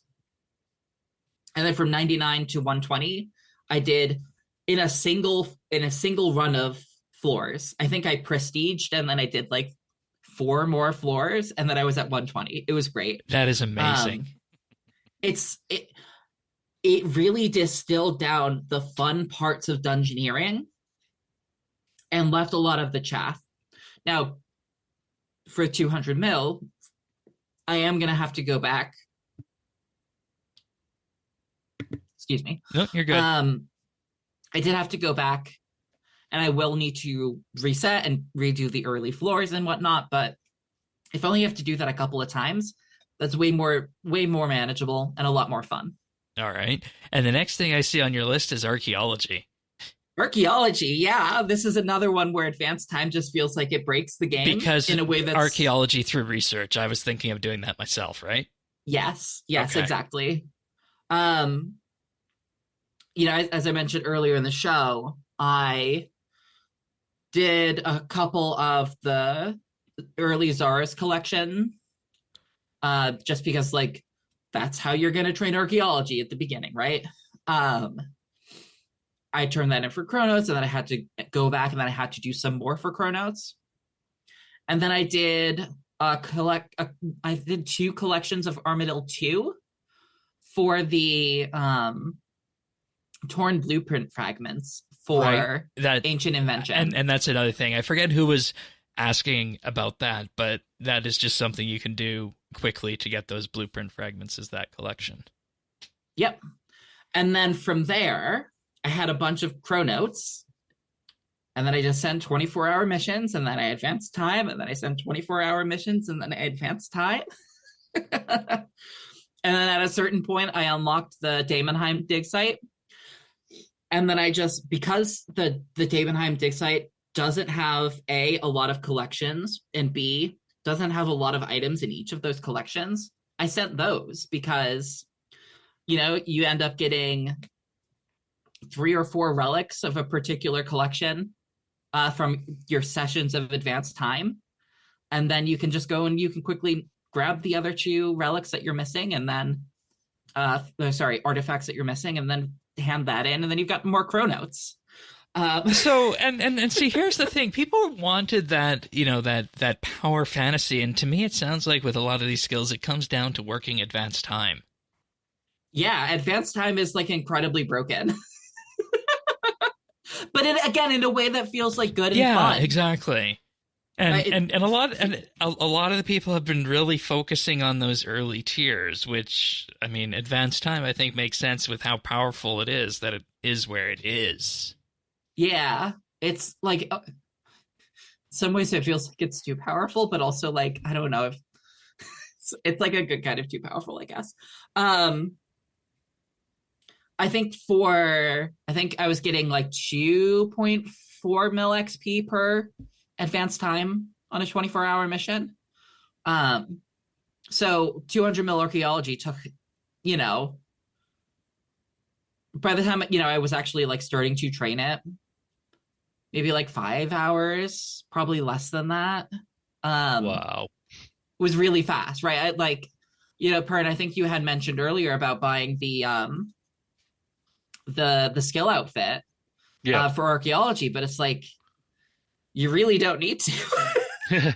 Well, yeah, I didn't realize that that shop would just everything be automatically open. I was, you know, I've been working on getting each, you know, associate and intern and all those, and yeah, didn't realize. And I go, okay, well now I don't need to do that. So I'm just, yeah. I sort of once I realized that, I gave up, and yeah. Let me just check real quick. I have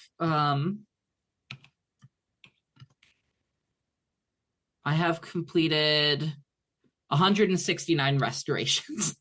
Wow. Okay. That's amazing. And you're 200 mil. Yep. And yeah, that was great. That was a lot of fun. That felt like really satisfying to do. Next one I have is fire making. Okay, I'm listening to this because I have no idea where this is going to go. I really enjoy curly root fire making. Oh my god! So if you go down into the Jadinko layer, and you can cut the vines. You've cut the curly roots, the ones that have curled up on themselves.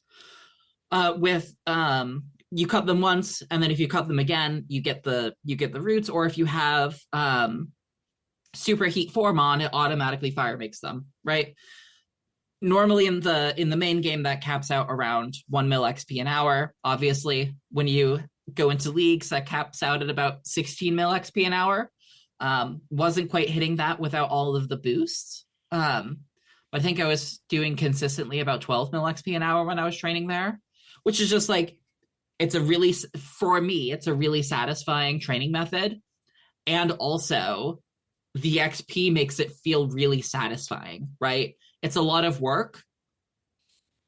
And it's not really that, I mean, it is worthwhile, but it's also like not really that worthwhile when you're getting 1 mil XP an hour, but like, yeah, 12 mil XP an hour, that's great. If you add in fire making brawlers on top of that, if you're lucky enough to get them at an extra 75% XP, oh my god. All right. And Slayer, So good. I have an idea of where this is going. I want to see if it's what tell I'm me thinking. your idea. Shattered Worlds. Yes. This is a list of things where it's like the time that I spent doing it was like 100% a waste. Because I will because I'm doing a lot of my doing my magic and my range training through Slayer contracts. Like I'm getting 20% Slayer XP through those, and just doing that for 200 mil combats is enough to get me 200 mil Slayer. So like this was a waste, but also it only took me 2 hours. So I mean, and 2 hours in the grand scheme of things, you're getting the combat XP there too. So it's not a total waste. It's just a lot of fun. Yeah. So this works exceptionally well with specialists, but it also works well without it. Oh, Dragon Two-Hander? EOF? Yeah. So the farming method is you push your way to world 101 for shattered worlds. Every time you do this, the worlds between 101 and 105, you always have the option of taking Feeling Pumped, which just gives you infinite adrenaline. So you take that. Yeah. And then all I was doing, it helps a lot with specialists, right? Because you get the extra damage from your specs, extra 50% damage. All I was doing was diving into the middle of a group of enemies, target cycling and hitting the special attack button, diving into the next group of enemies, target cycle, hit the special attack button, next one, same thing, over and over and over again. So satisfying. Even though, like, on paper, it was technically a waste of time, was so much fun. 100% worth it. And then you take the anima Fun. you get from that and convert it to Slayer XP. Yep, you go down to the reward shop, you spend all on huge XP lamps, which of course are boosted by 16x, because everything's boosted. And then you just, have a ton of Slayer XP, and you get, from like 100 The other thing I was to 200 considering mil in like the span of 30 seconds. for Slayer was Vorkath on story mode with the dragon task. Yeah, I mean that certainly is viable. The way I ended up training my early Slayer, though, because I ended up doing Shattered Worlds.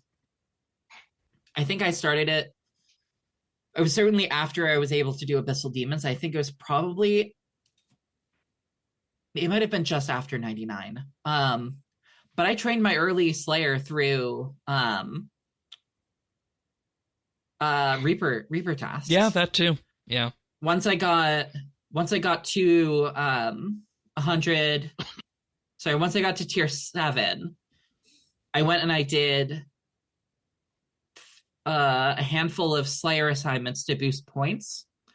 So doing the first 9 with Jacqueline, and then doing the 10th one with Lanakea. I think I did like 30 tasks, maybe, got a bunch of points. And then I bought the unlock that lets you spend Slayer points to buy Reaper tasks. And then I just went and that's really smart. I went and I grinded my Lanakea spear all on Reaper tasks. Got enough. I haven't spent them yet, but I got enough Reaper points to buy enough Hydrixes to make a second EOF.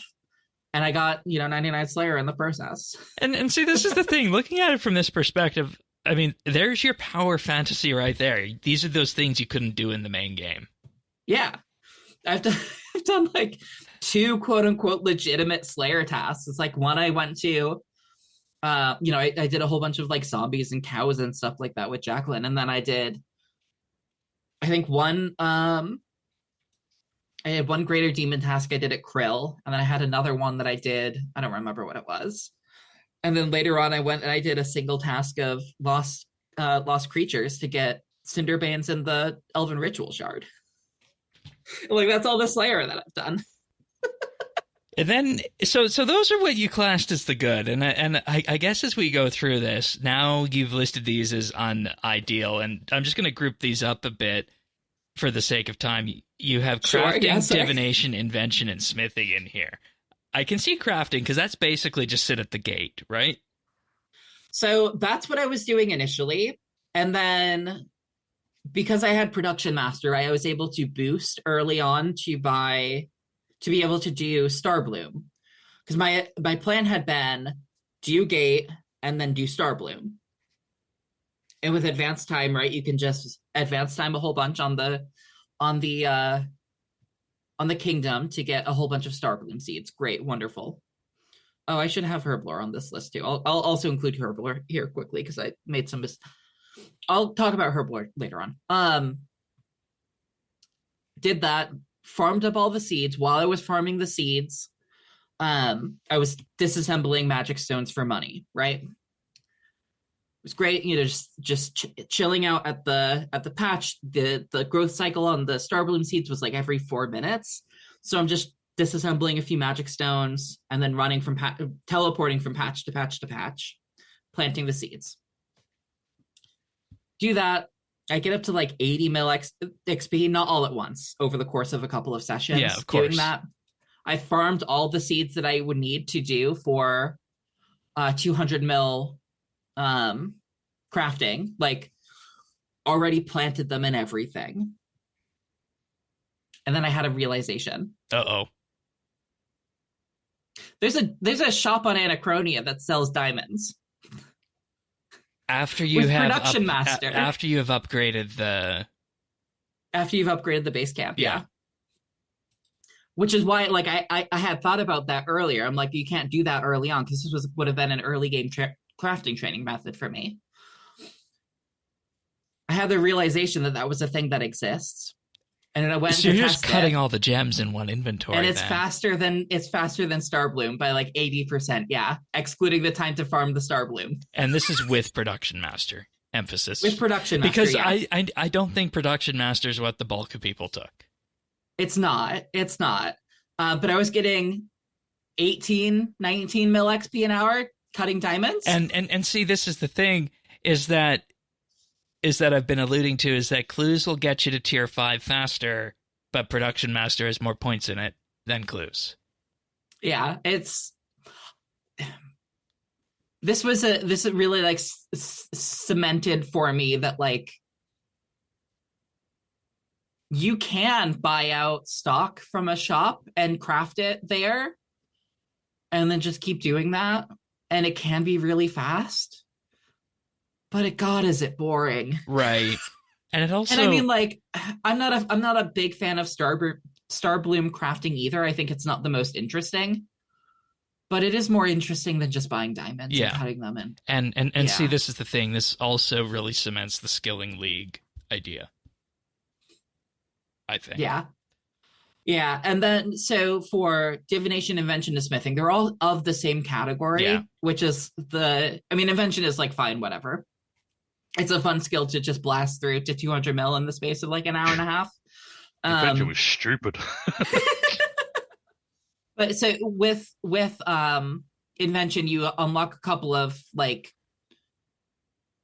training methods that are only viable in leagues because you have infinite invention components. The sprinklers. For smithing, you can buy water buckets and turn them into sprinklers. For divination, you can mine adamant bars and turn them into bank standards for divination XP. And on the one hand, like, it's neat that there are these methods that are opened up to training new and different skills. Training different skills in new ways. but also like it's just really boring, right? You're just buying stuff from a shop, and then you're just AFKing at an invention bench, and it's just like Number go up. Number go up and number go up like relatively fast. Like discounting the time to buy the buckets of water smithing is 10 mil XP an hour, give or take, a little bit higher than that. And also, like if you bought the blacksmith outfit from Artisan's Workshop, make sure you wear that for the extra XP. But it's not like it's not special. It's just so boring, right? It's this is a thing that some people really like about skilling. Like they can just click on a thing and they can like do whatever. But I really prefer skilling methods that are like Fun.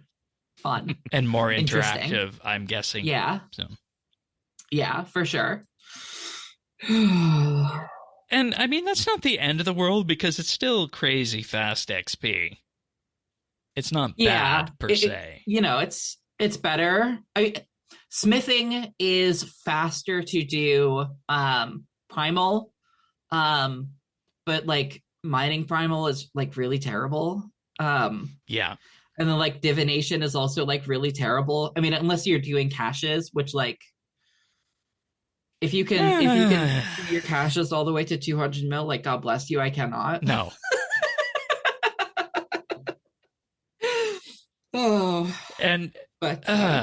Yeah. And see, I wanted to come into this because the picture I want people to walk away with at the end is that skilling, despite the combat side of this league not feeling too powerful for a lot of people, I think skilling is really showing itself to be strong and quick if these last 10 or 12 skills that we've discussed are showing anything. Yeah. Although let's talk about the bad stuff for skilling. You have mining, woodcutting, runecrafting, and construction here. Yeah, so let's talk about mining, because everybody was gay bones for the pickaxe of the ages and how good it was. And it's pretty good. You get a free unaugmented pickaxe of life and death, which is great because it acts that way the whole time from level 1. But suddenly you get up to primal and it's not so special anymore. It's not so special anymore, and you don't have any augments on that. And thing. I really started feeling that around the Phasmatite stuff, tier 70, and Bane tier 80. Yep, it really slows down. Mining is like not great. It's just not great. It's faster than it is in the main game, but not by that much. Yeah, and I'd imagine, I mean, it's like 10 times faster than it is in the main game, I'd imagine like, you have similar feelings about woodcutting as well. Yeah, Did you do stars? Sorry? Did you do any of the stars? The shooting stars? I have been. Not as many as I should, which is like really a me problem. And I say that like realizing that half an hour ago there was a star that I just like wasn't paying attention to because we're busy doing this. But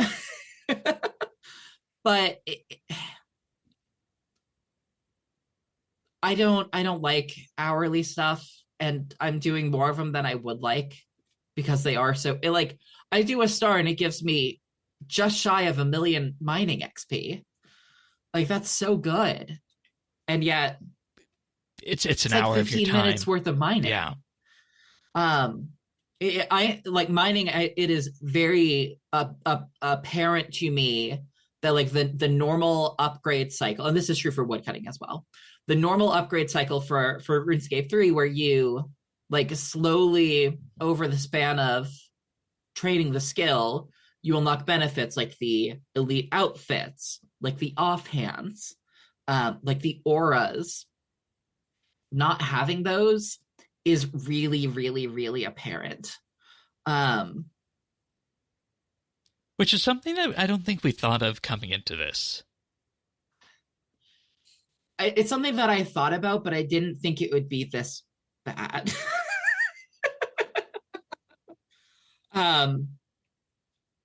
So that's mining and woodcutting. Woodcutting is pretty much in the same boat. I looked just before we were recording at the benefits for the divine woodcutter because I'm like, oh yeah, if I had taken woodcutter, maybe woodcutting would be better. No, And I'm like, oh, this doesn't. it's the same thing. It banks your nests for you, and it just gives you superheat form, which is like, what are we doing here? This is not good. Maybe I have expectations from a tier 1 relic that I shouldn't have. But like, they're just not very good. I think it's that there's just so much depth that we put into all those upgrades in the main game and our developed characters that we don't have on leagues. That's hurting us. I think that's probably more of the issue than the tier 1. For sure. Oh, so I'm going to go to construction next. Yeah. Construction was partially a trap of my own design. All right. Was it the fort? It was not the fort. Those of you who did the last old school leagues will be very familiar with fire sale, buying out all of the magic stones and doing magic stone construction. Okay. Yeah. The issue is that we don't have fire sale. And while you can get infinite money with Perkfection, disassembling magic stones, it takes a long time to buy out enough magic stones to disassemble to get like 11 bill to then buy enough magic stones to so did you go down and commit to this path and then you were sunk for the time? I did. I thought it would be more fun than it was. Turns out that when you're making one craft of something per butler run, you just kind of sit there waiting for your butler to come back. And it's not very interesting. Well, thank you for highlighting this, because I was going to do this for my construction, and I think maybe just the fort is the call.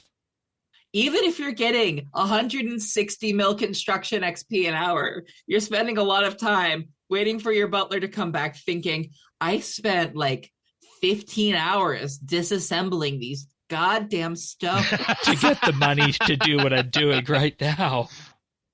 So if I had to do this again, I would not do magic stones.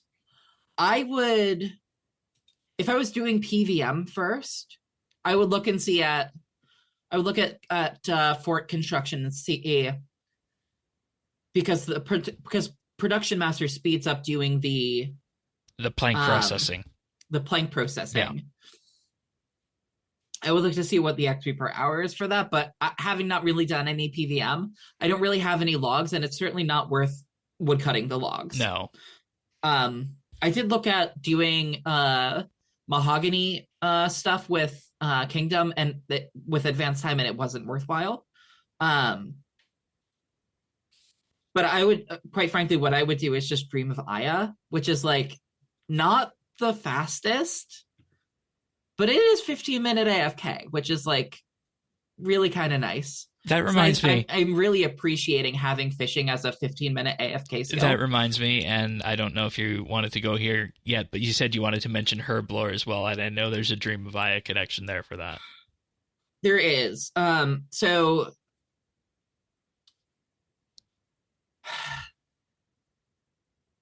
already touched on those points.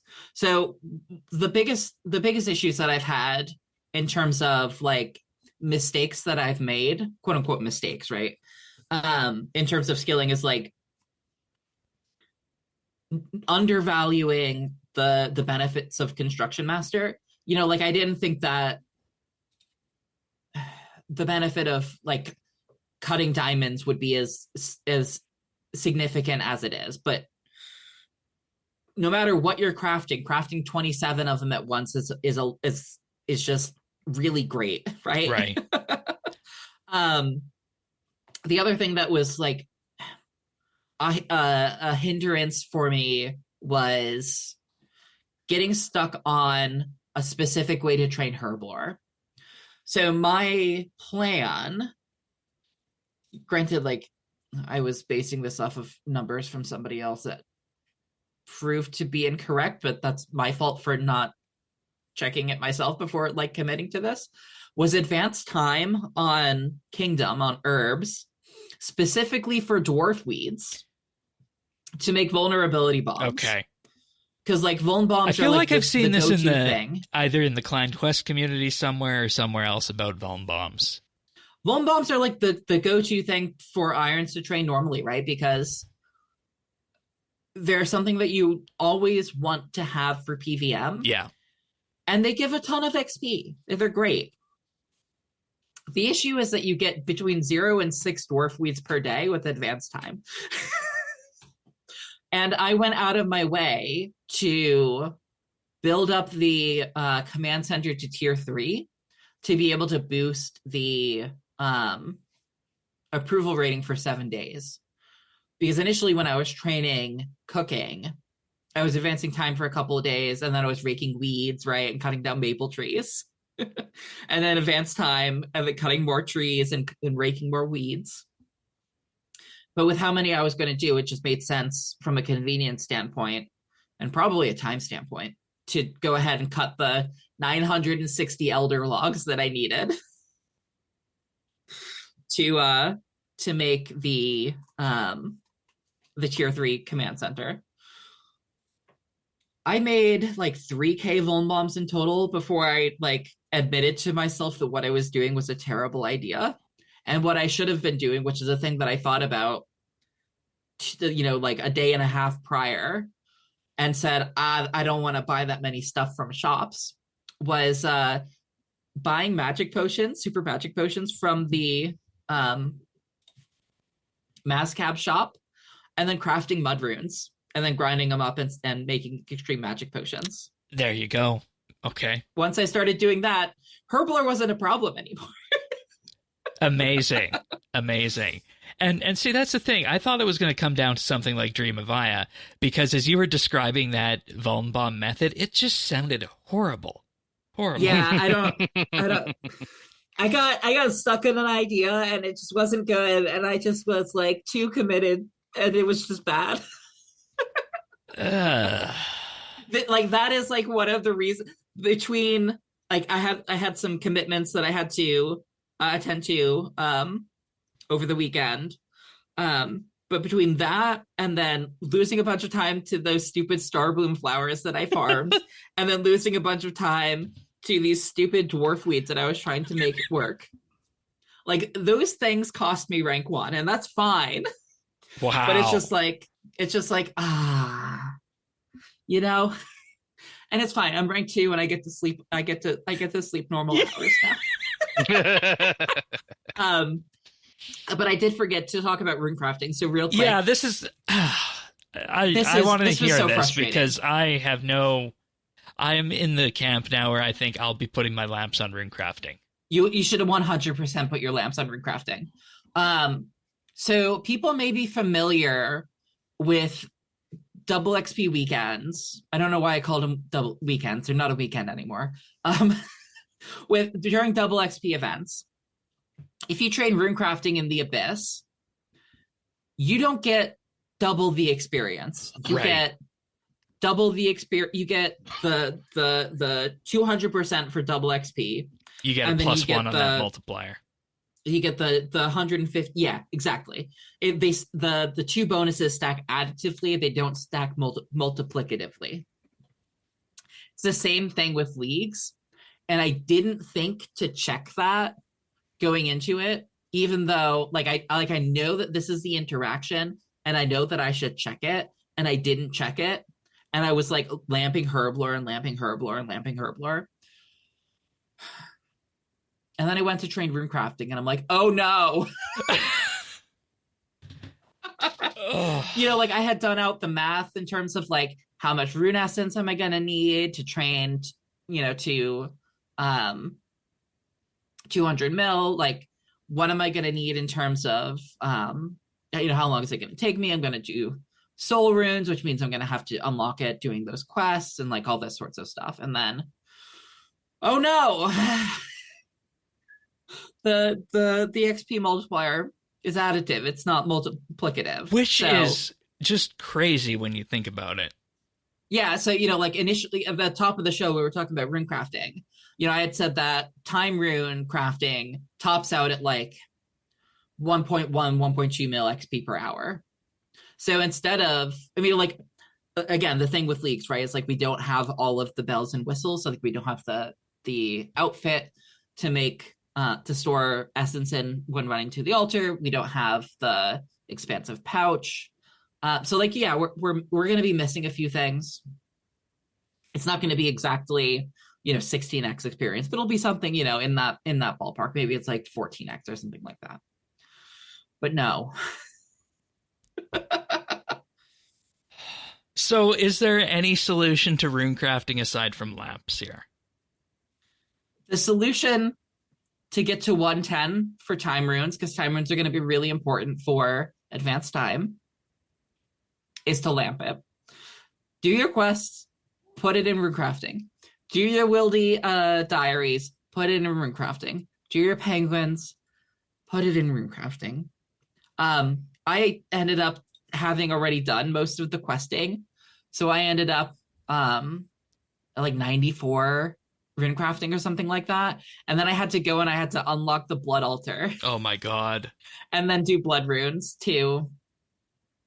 Wasn't ideal.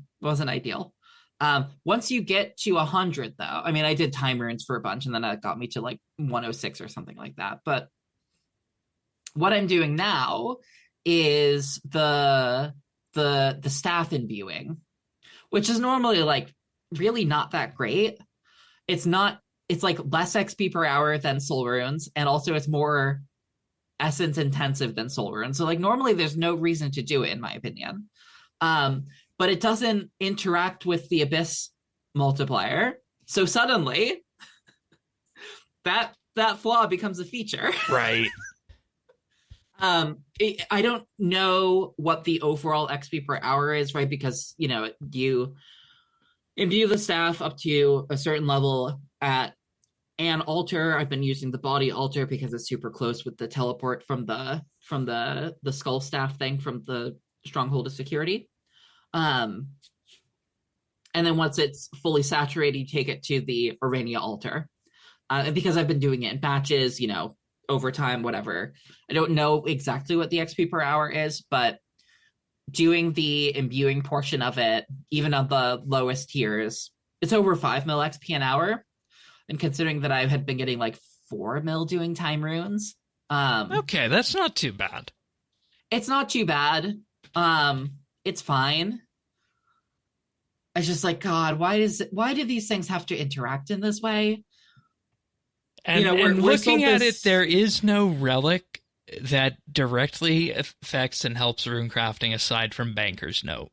And Banker's Note doesn't even really help that much because it comes back to the essence. Rune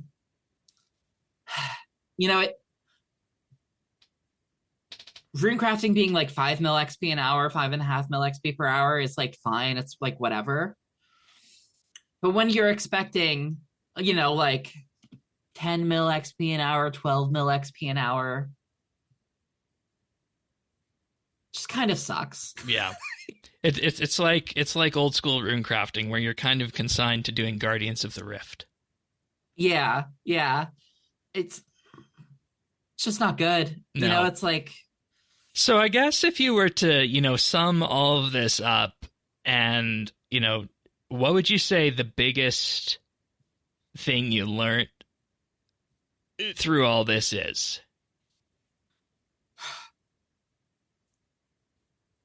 Just do the damn thing. It's like I thought that buying stuff from the shop would just be like super slow and annoying. And it is annoying, but it's not as annoying as I thought it would be. And it's way faster than I thought it would be. The methods that enables are just like really good. Like the sprinkler method for training smithing is really good. It's not as good as training with primal stuff, especially when you make power bursts and if you get lucky with some brawlers. But But when you factor in the time mining the primal, it just doesn't make sense because the XP rates on primal are just so bad. That being said, the best thing, Alea Assault, is also like pretty bad. That's the thing I haven't heard in a long time. LASE salts. Yeah, it's not great. Mining is just not great. Lamp Runecrafting to 110, and then after that, just lamp mining. All right. Pyrn, Tanis, any questions for Lemon here before we move on and start wrapping this up? No, well, I mean, obviously you're going the speed route, so you just want to be up in there in the top things. But for myself, I mean, mining is slow, but with the primal, and I forgot about not having the augments to boost for primal, so that is going to suck. But still, for those who are in for the 2 months, I mean, it does make more sense to do the primals because you are going to need that 120 mining, so you might as well mine that to then smith them into the plates, unless you're going for those high scores, the sort of the first page. I don't find it that bad, but the Runecrafting one, you do have me very worried on because, like you, I'm thinking, I normally get like 600k an hour there, so multiply that by the 12, it's going to be great. But yeah, when you've got me worried on that one now. Yeah. Yep. What about Rune? I mean, if you're just looking, I mean, no, RuneSpan's only like 80k an hour anyway, isn't it? Right. Yeah. Oh no, sorry. Yeah. No, I'm just thinking. Yeah. No, I'm thinking. Oh, I'll just sit up there. But no, 80k an hour, and even multiplying that by 16 is not that great. No. It's always worth shouting out for Runecrafting. Remember, do rune. I think it's rune memories for the chest that you can take rune essence up through 110 Runecrafting.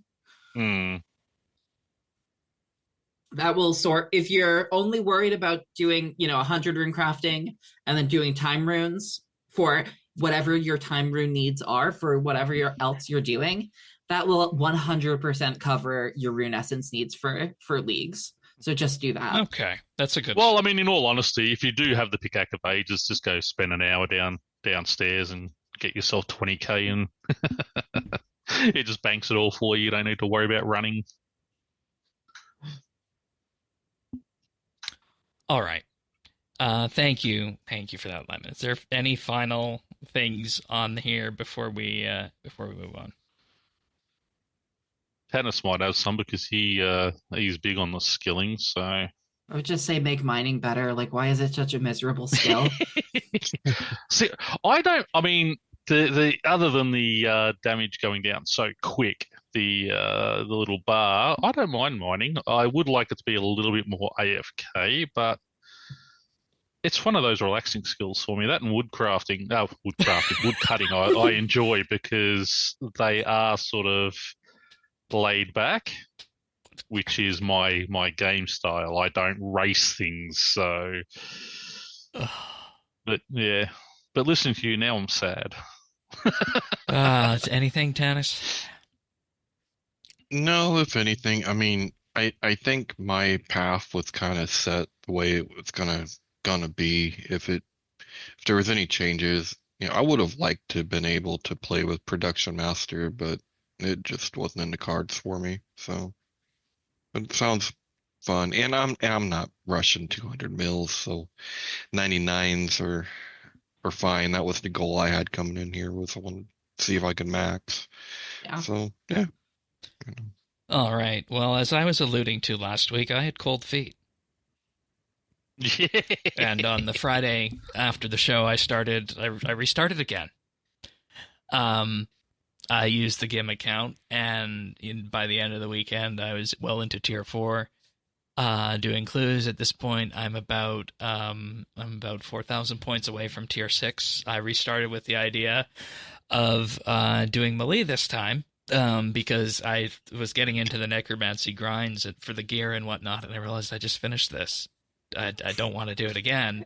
I don't want to, be spending my life at Raziel because I still need to do that on the GIM. So I really don't want to do that twice, in such close succession to each other. And it's one of the bosses I logged on the main. So yeah, cold feet abound on that. I went for melee this time at tier 5, and the other changes I made is that I went golden footed at tier 2. I didn't do the farming relic because I had this revelation, and then about a half hour after poking around with that, I messaged you, Lemon, and I said, have you really used your farming relic? Or no, I didn't say that. I said I haven't used my farming relic that much since then, and I'm like, I'm doing this other account, and I'm thinking of taking golden footed here. And you said, you pretty much backed me up and confirmed that point wise, the farming relic doesn't have that much out there early on, and the golden footed benefits are bigger. So that was an open and shut case there for me on that one. Yeah, I had said to you that I think a lot more people should have taken golden footed than did. Yeah, I think it's like, granted, we got stats on this like week 1, so could have changed, although realistically it's not going to have changed that much, saying it was a tier 2 relic. But like 16% of players took golden footed, and like 74 or something like that took Farmer's Frenzy. And way more people should have taken golden seeds footed. Are not common enough to make the farming frenzy one pan out. And also, like, overload, the reason you would take farming frenzy is for overload traditional potions Herblore, for PVM, which you don't need. And like they're not necessary. Right, because you have supers at the base, and from there extremes if you wanted, and basic overloads are easy enough with a handful of Torstals and the Dwarfweed, Avanto, Lantademy, and whatever the other two are that go into the extremes. Yeah. Granted, training agility isn't too bad. You don't really need to train agility. But also, like, you don't have to train agility at all. And then if you need any money, you just have money. It made getting the Crystal Halberd really easy. It could be for stupid things where you, like, I don't know, accidentally bought 10,000 woad leaves, or 100,000. You bought 10,000 woad leaves and spent 250k on that instead of 25k, like you meant to. Or it allows you to buy both a Dragon 2H and a Dragon Halberd, or lets you buy all of the pineapple and maple saplings that you want to train farming. Yeah. And, oddly enough as well, for tier 4, I went with the Slayer one instead of the Fairies Fight one this time. Even though I, didn't have that, because I don't have a problem getting around the world for the farming stuff in this day and age. I think it's easy enough as it is. So that wasn't as much of an impact there. The Clue one I still chose because I, knew I had a proven winner there going into tier 5 and getting close enough to tier 6 with that. So I kept that one still. I don't necessarily know if I would still do that if I was still, rolling the dice and wanted to be a little bit more experimental in that and take Production Master instead. Mm-hmm. And then tier 6 will obviously be Perkfection, and I'm on the fence between the book and the and the specialist one at tier 7 for when I get there. So that's going to be effectively the account that I probably play through to tier 7 on, because I got right to tier 6 on the first one, and then I said, I'm not doing any more of this necromancy grind, and just the amount of time that goes into it in terms of the spinning up the weapons and whatnot. I got so much more tasking done in that amount of time rather than just running around and doing all the prerequisites for that. So I'm happy that I made that decision. I just need to learn how to melee, because I I did Jad with my Crystal Halberd, and I was not able to get him down before the healers healed him, and I was doubting myself there for a bit. So, I will say that if you, this maybe doesn't help as much for like the overall scaffold of like learning melee, but in terms of for leagues, melee is very simple if you take specialist, because like every third ability you're just using a dragon claw spec. Yeah, Basic- but then I basic also claw, basic miss claw. out on the crit chance from the book and all the other books that I would want, because having Jazz, Wen, and Full all in one, that's a nice effect. But I guess you chalk it to randomness, and maybe it's not so good after that. I don't know. Yeah, it's like you can already crit with your first set of your claw with greater fury, sorry. And I don't know, I'm hitting like 22Ks with that under Berserk, so like with a with the Lanicaeus spear, so it's working out fine for me. Yeah, but that's what I'm going to be working on, and I'm happy that I went that way. So that's pretty much all I have to say in relation to my progress for the week. In the interest of time for where we're at here, I think that my earlier discussions about the combat ramp up in terms of power still make sense, but at the same time, Crystal Halberd with the plus 500 damage, Bando's power armor, I think for the bulk of what I'm going to need to do to PVM, and I think that'll get me through Kill and maybe even Zuck once I get everything else lined up for that. So I'm not too concerned. So, all right, Tanis. Quests. Well, if you couldn't tell, I've been doing a lot of questing. Yay! Which probably leads to but no, I've been doing questing discussion we had earlier. Yeah, I'm working on. I had been setting up my fort. I'll get around to stuff. So I got around to working on the fort. There was a lot of points there, so I just wanted to get. I'm a little worried. You're using a Crystal Halberd. That's another quest, isn't it? No quest at all. It's unlocked. It's all unlocked. So you just go to the two elves in the woods, buy the Crystal Halberd or Crystal Bow, use it on them to revert it to seed, and then use the seed on them again and request a melee weapon. Oh, okay. I did not know that. I've been running around with a dragon halberd. Yeah, so, it's 2 mil, so if you need the GP, right. Another reason we're golden footed. Just saying. GP's. I mean, I've been doing Slayer, so GP's not an issue. But anyway, sorry. No, that's perfect, because I had a seed and I had looked at the bowl and then I thought it said that you had to do the spirit of the Gilf whatever, and I was like, no, we don't.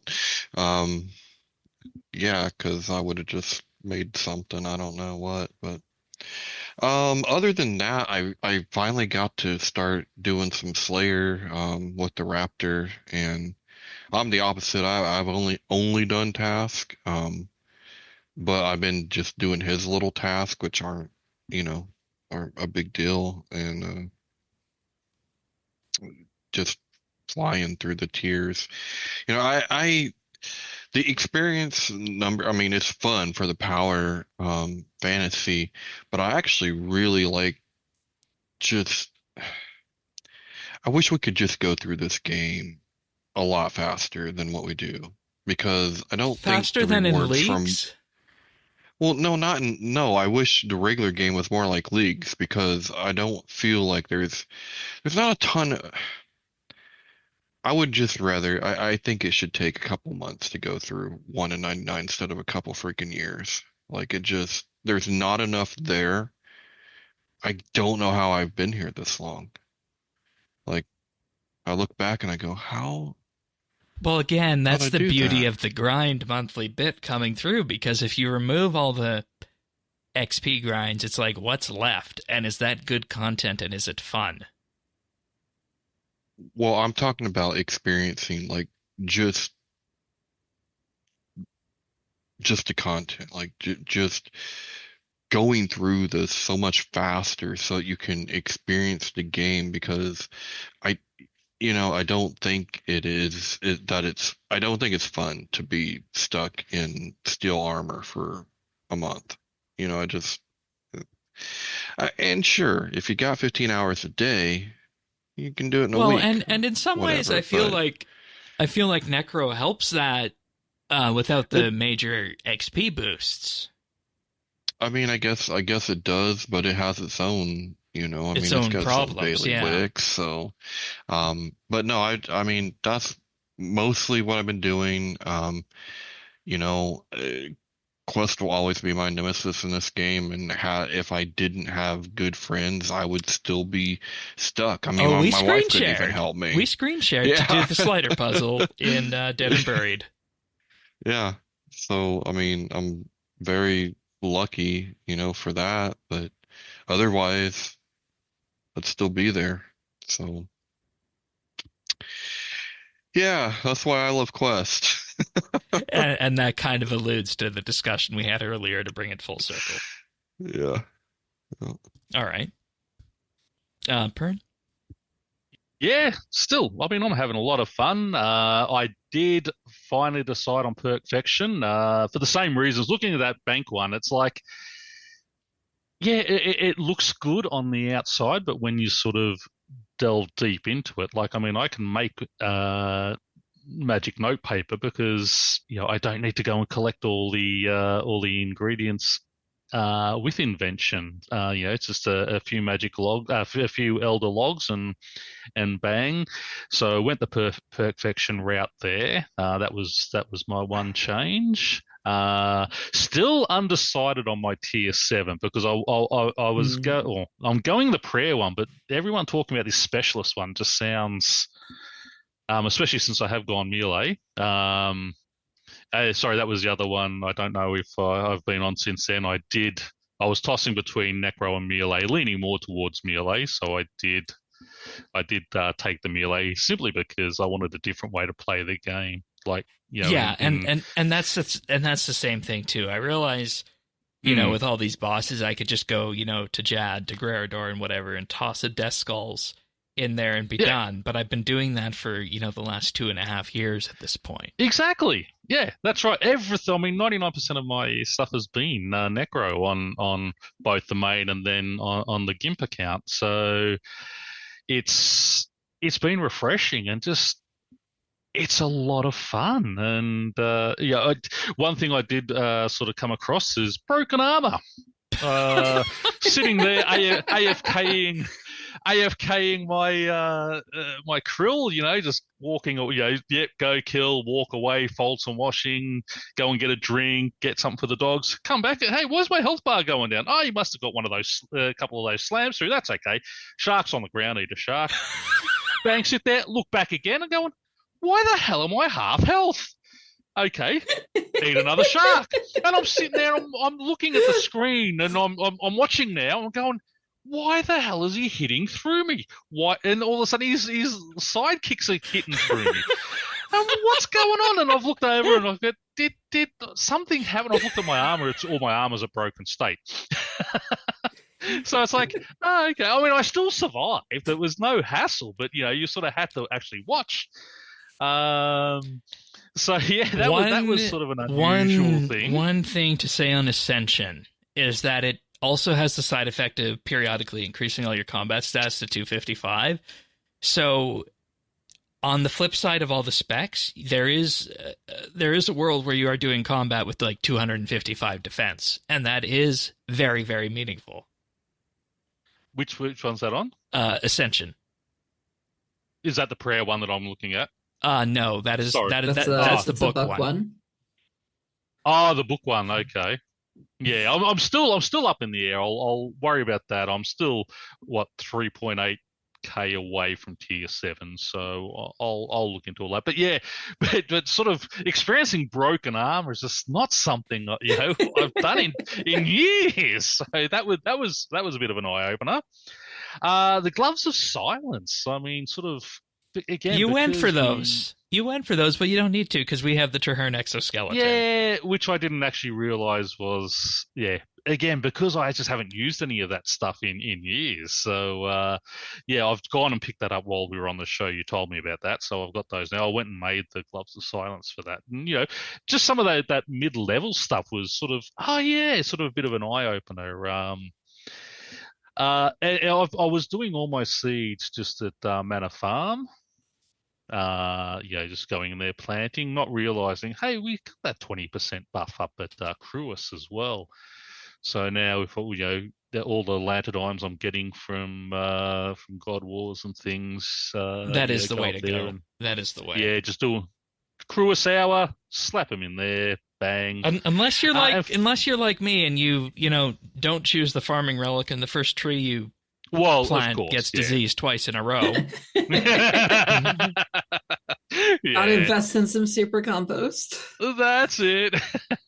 I'm very happy, but because I do a lot of Slayer and I love Slayer, so I'm not looking to speed that all the way through. I'm doing all my tasks. I'm going to Kuradel. You should see if you can get a Zuck cape on leagues because you haven't done that. Yeah, I am going to once I get T7. So in that vein, I would say that you would probably be better served then by the Everlasting Faith one, making your protection pairs 100% and giving you that permanent soul speed. Exactly. I mean, and that's why I'm not great at PVM, and just I think the advantage that the Everlasting Faith has over the others is my survivability. I don't need quickest kills, even though it would be fun to see them, but I think I'm still sort of 70% Everlasting Faith there.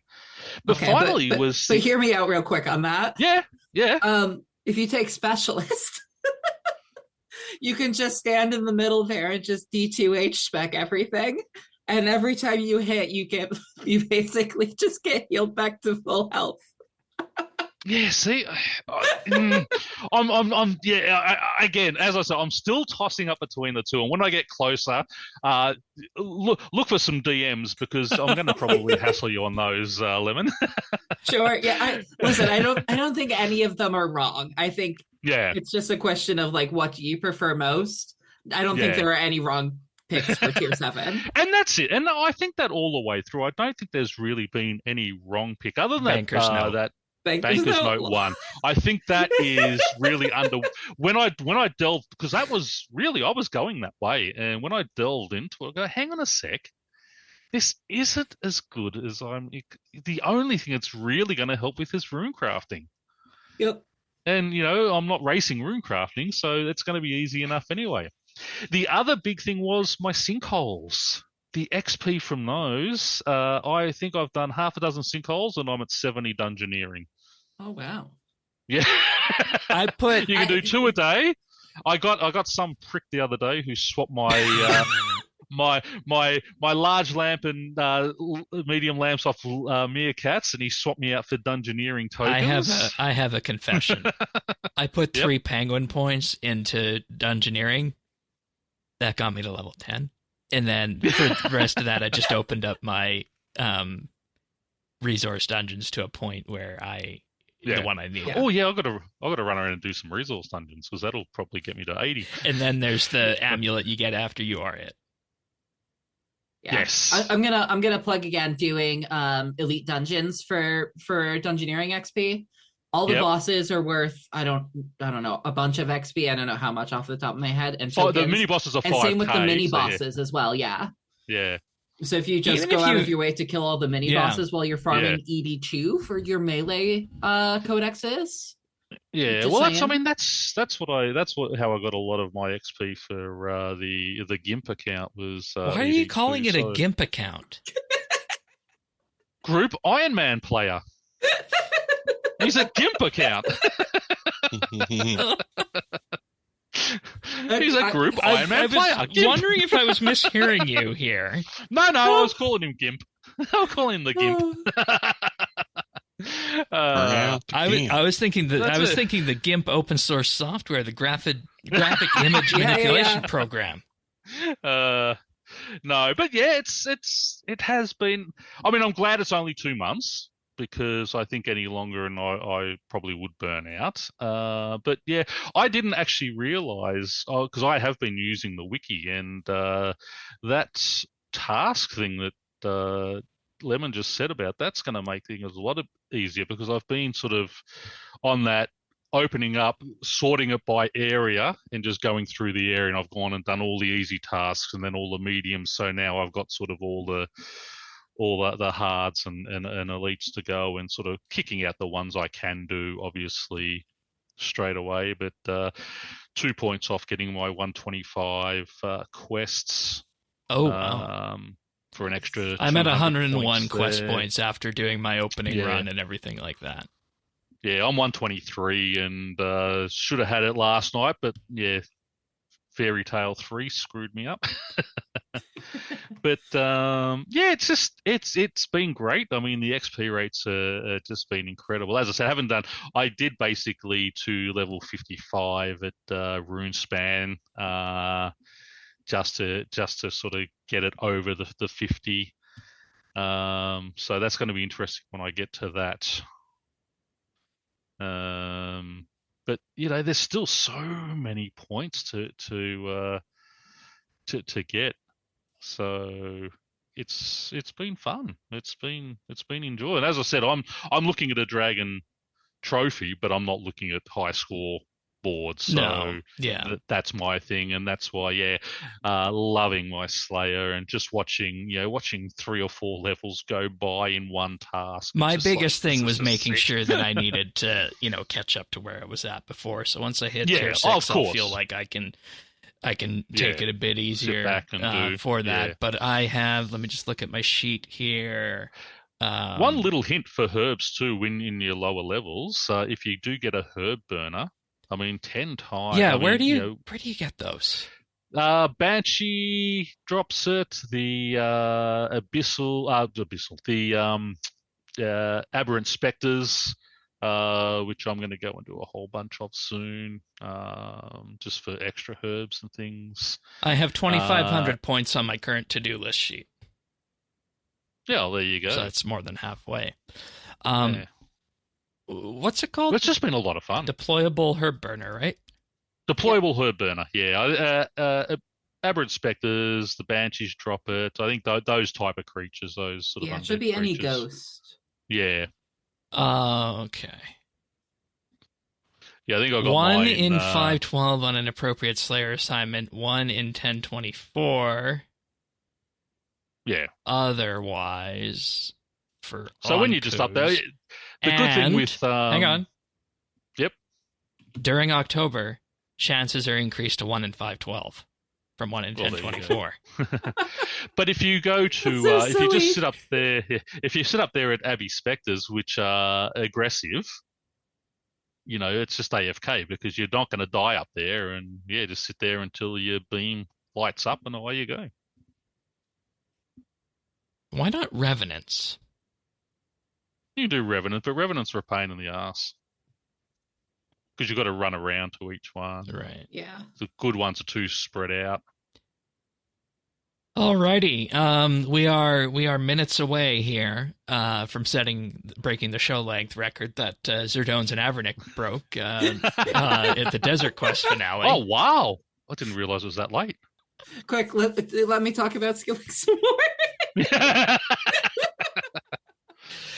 This week, speaking of Zerdones, got tier 7 on the 27th, Rhino on the 29th, Zerker 602 in the main game got 99 woodcutting on the 26th, and Warrock got 120 crafting on the 25th, and main game-wise, Stale Mage completed his first collection log for PVM with Grigorovic at 576 KC. Nice. Good job. Nice. Good job. All right. Moving on from all that, Lemon, you have a pick of the week for us? I do. This is something that I have really found super useful in my life. This is called the Wisdom Project by Merlin Mann, which was a name that I mentioned to Shane, hoping it would ring some bells, and it absolutely did. Merlin was somebody who was Had one of the very early podcasts. Very early podcast, yeah. Was on the cutting edge of podcasting back in the day. I think Back to Work was his first show. Or no, I think it was probably on one earlier than that. But anyway, used to run a site called 42 Folders. Yep. And which I was hoping that would ring a bell, and it did. And you were talking about some of the Quicksilver stuff that he did back in the day. But the Wisdom Project is just a repository of things that he has found useful at various points in his life. Just collections of thoughts and things he wished perhaps that he might have known earlier. And I like to look through this every quarter or so and just see if there's anything that jumps out to me as being relevant to things that I've been thinking about or problems that I've been, sort of like bumping up against in my life. Oh, here's I'm a wonderful. Sorry, this one just jumped out off the page to me. It's often easier not to be terrible. Right? One of the ones that I really like is food is for eating, heirlooms are for using, champagne is for drinking, and fancy clothes are for wearing. You're not a fucking docent, and the Pope is not coming to your house. Use the nice things in your life, right? Don't hold off on enjoying the things because of some imagined time that you're supposed to use them in the future. I don't know if any of you had it seems like a Midwestern thing, but like Midwestern relatives who had like plastic on their sofas. And then you would pull up this plastic runner off of the floor on like Christmas and Easter. And you would just see how filthy the rest of the carpeting is. No, but my ex used to have this special dinner set that was only taken out when we had guests. Yeah. Things, but yeah, it's like it's a dinner set. Who cares? A couple other ones that I like. Sometimes in life, even though it's not your fault, it is your problem. Consider surrounding yourself with people who like you for what you're good at rather than what they wish you were better at. I think it's well worth a read.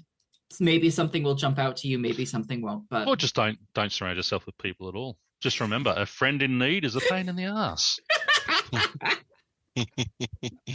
Ain't that the truth? Oh, I love this one. Always have a 12-pack of Diet Coke and a good quantity of unflavored fizzy water.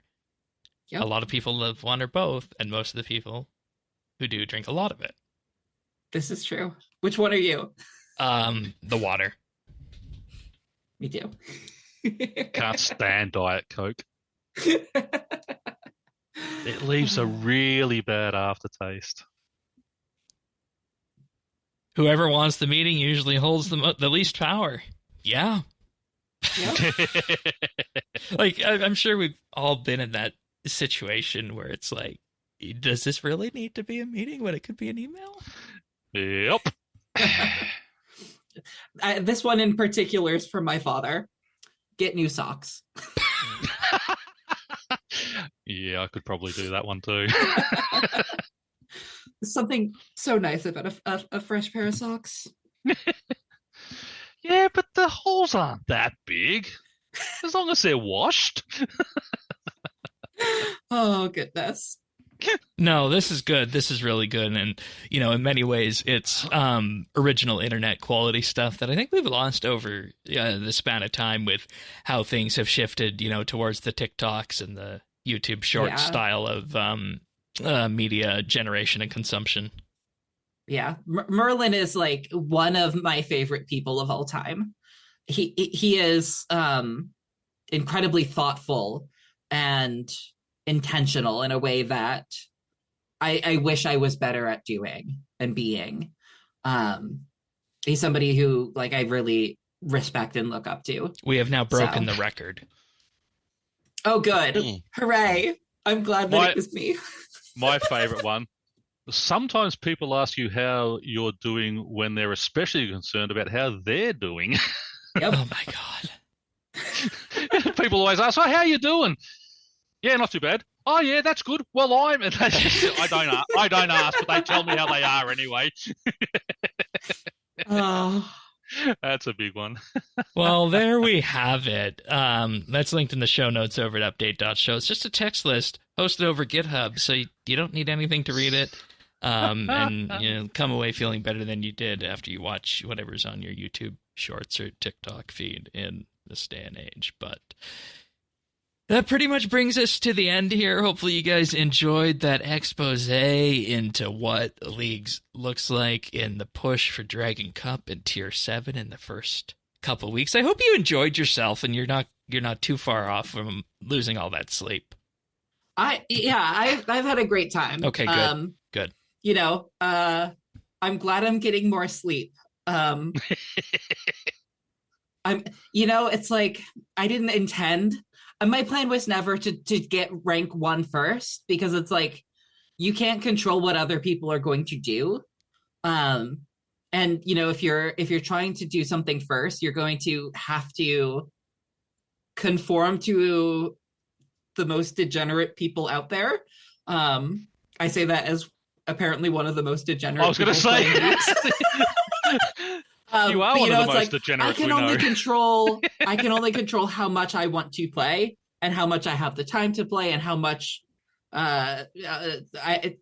sleep I'm willing to go without. And I'm much happier now having slept a bunch than I'm